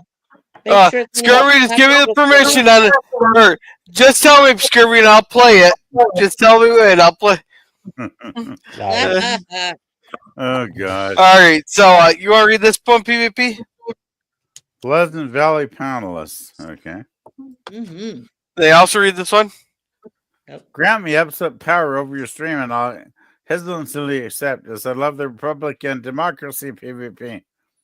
Okay, that Lemon, you're starting to sound a bit delusional there, Lemon. I gotta say, that's that for Gorilla. Yeah, It's Gorilla's stream. It's not my stream, man.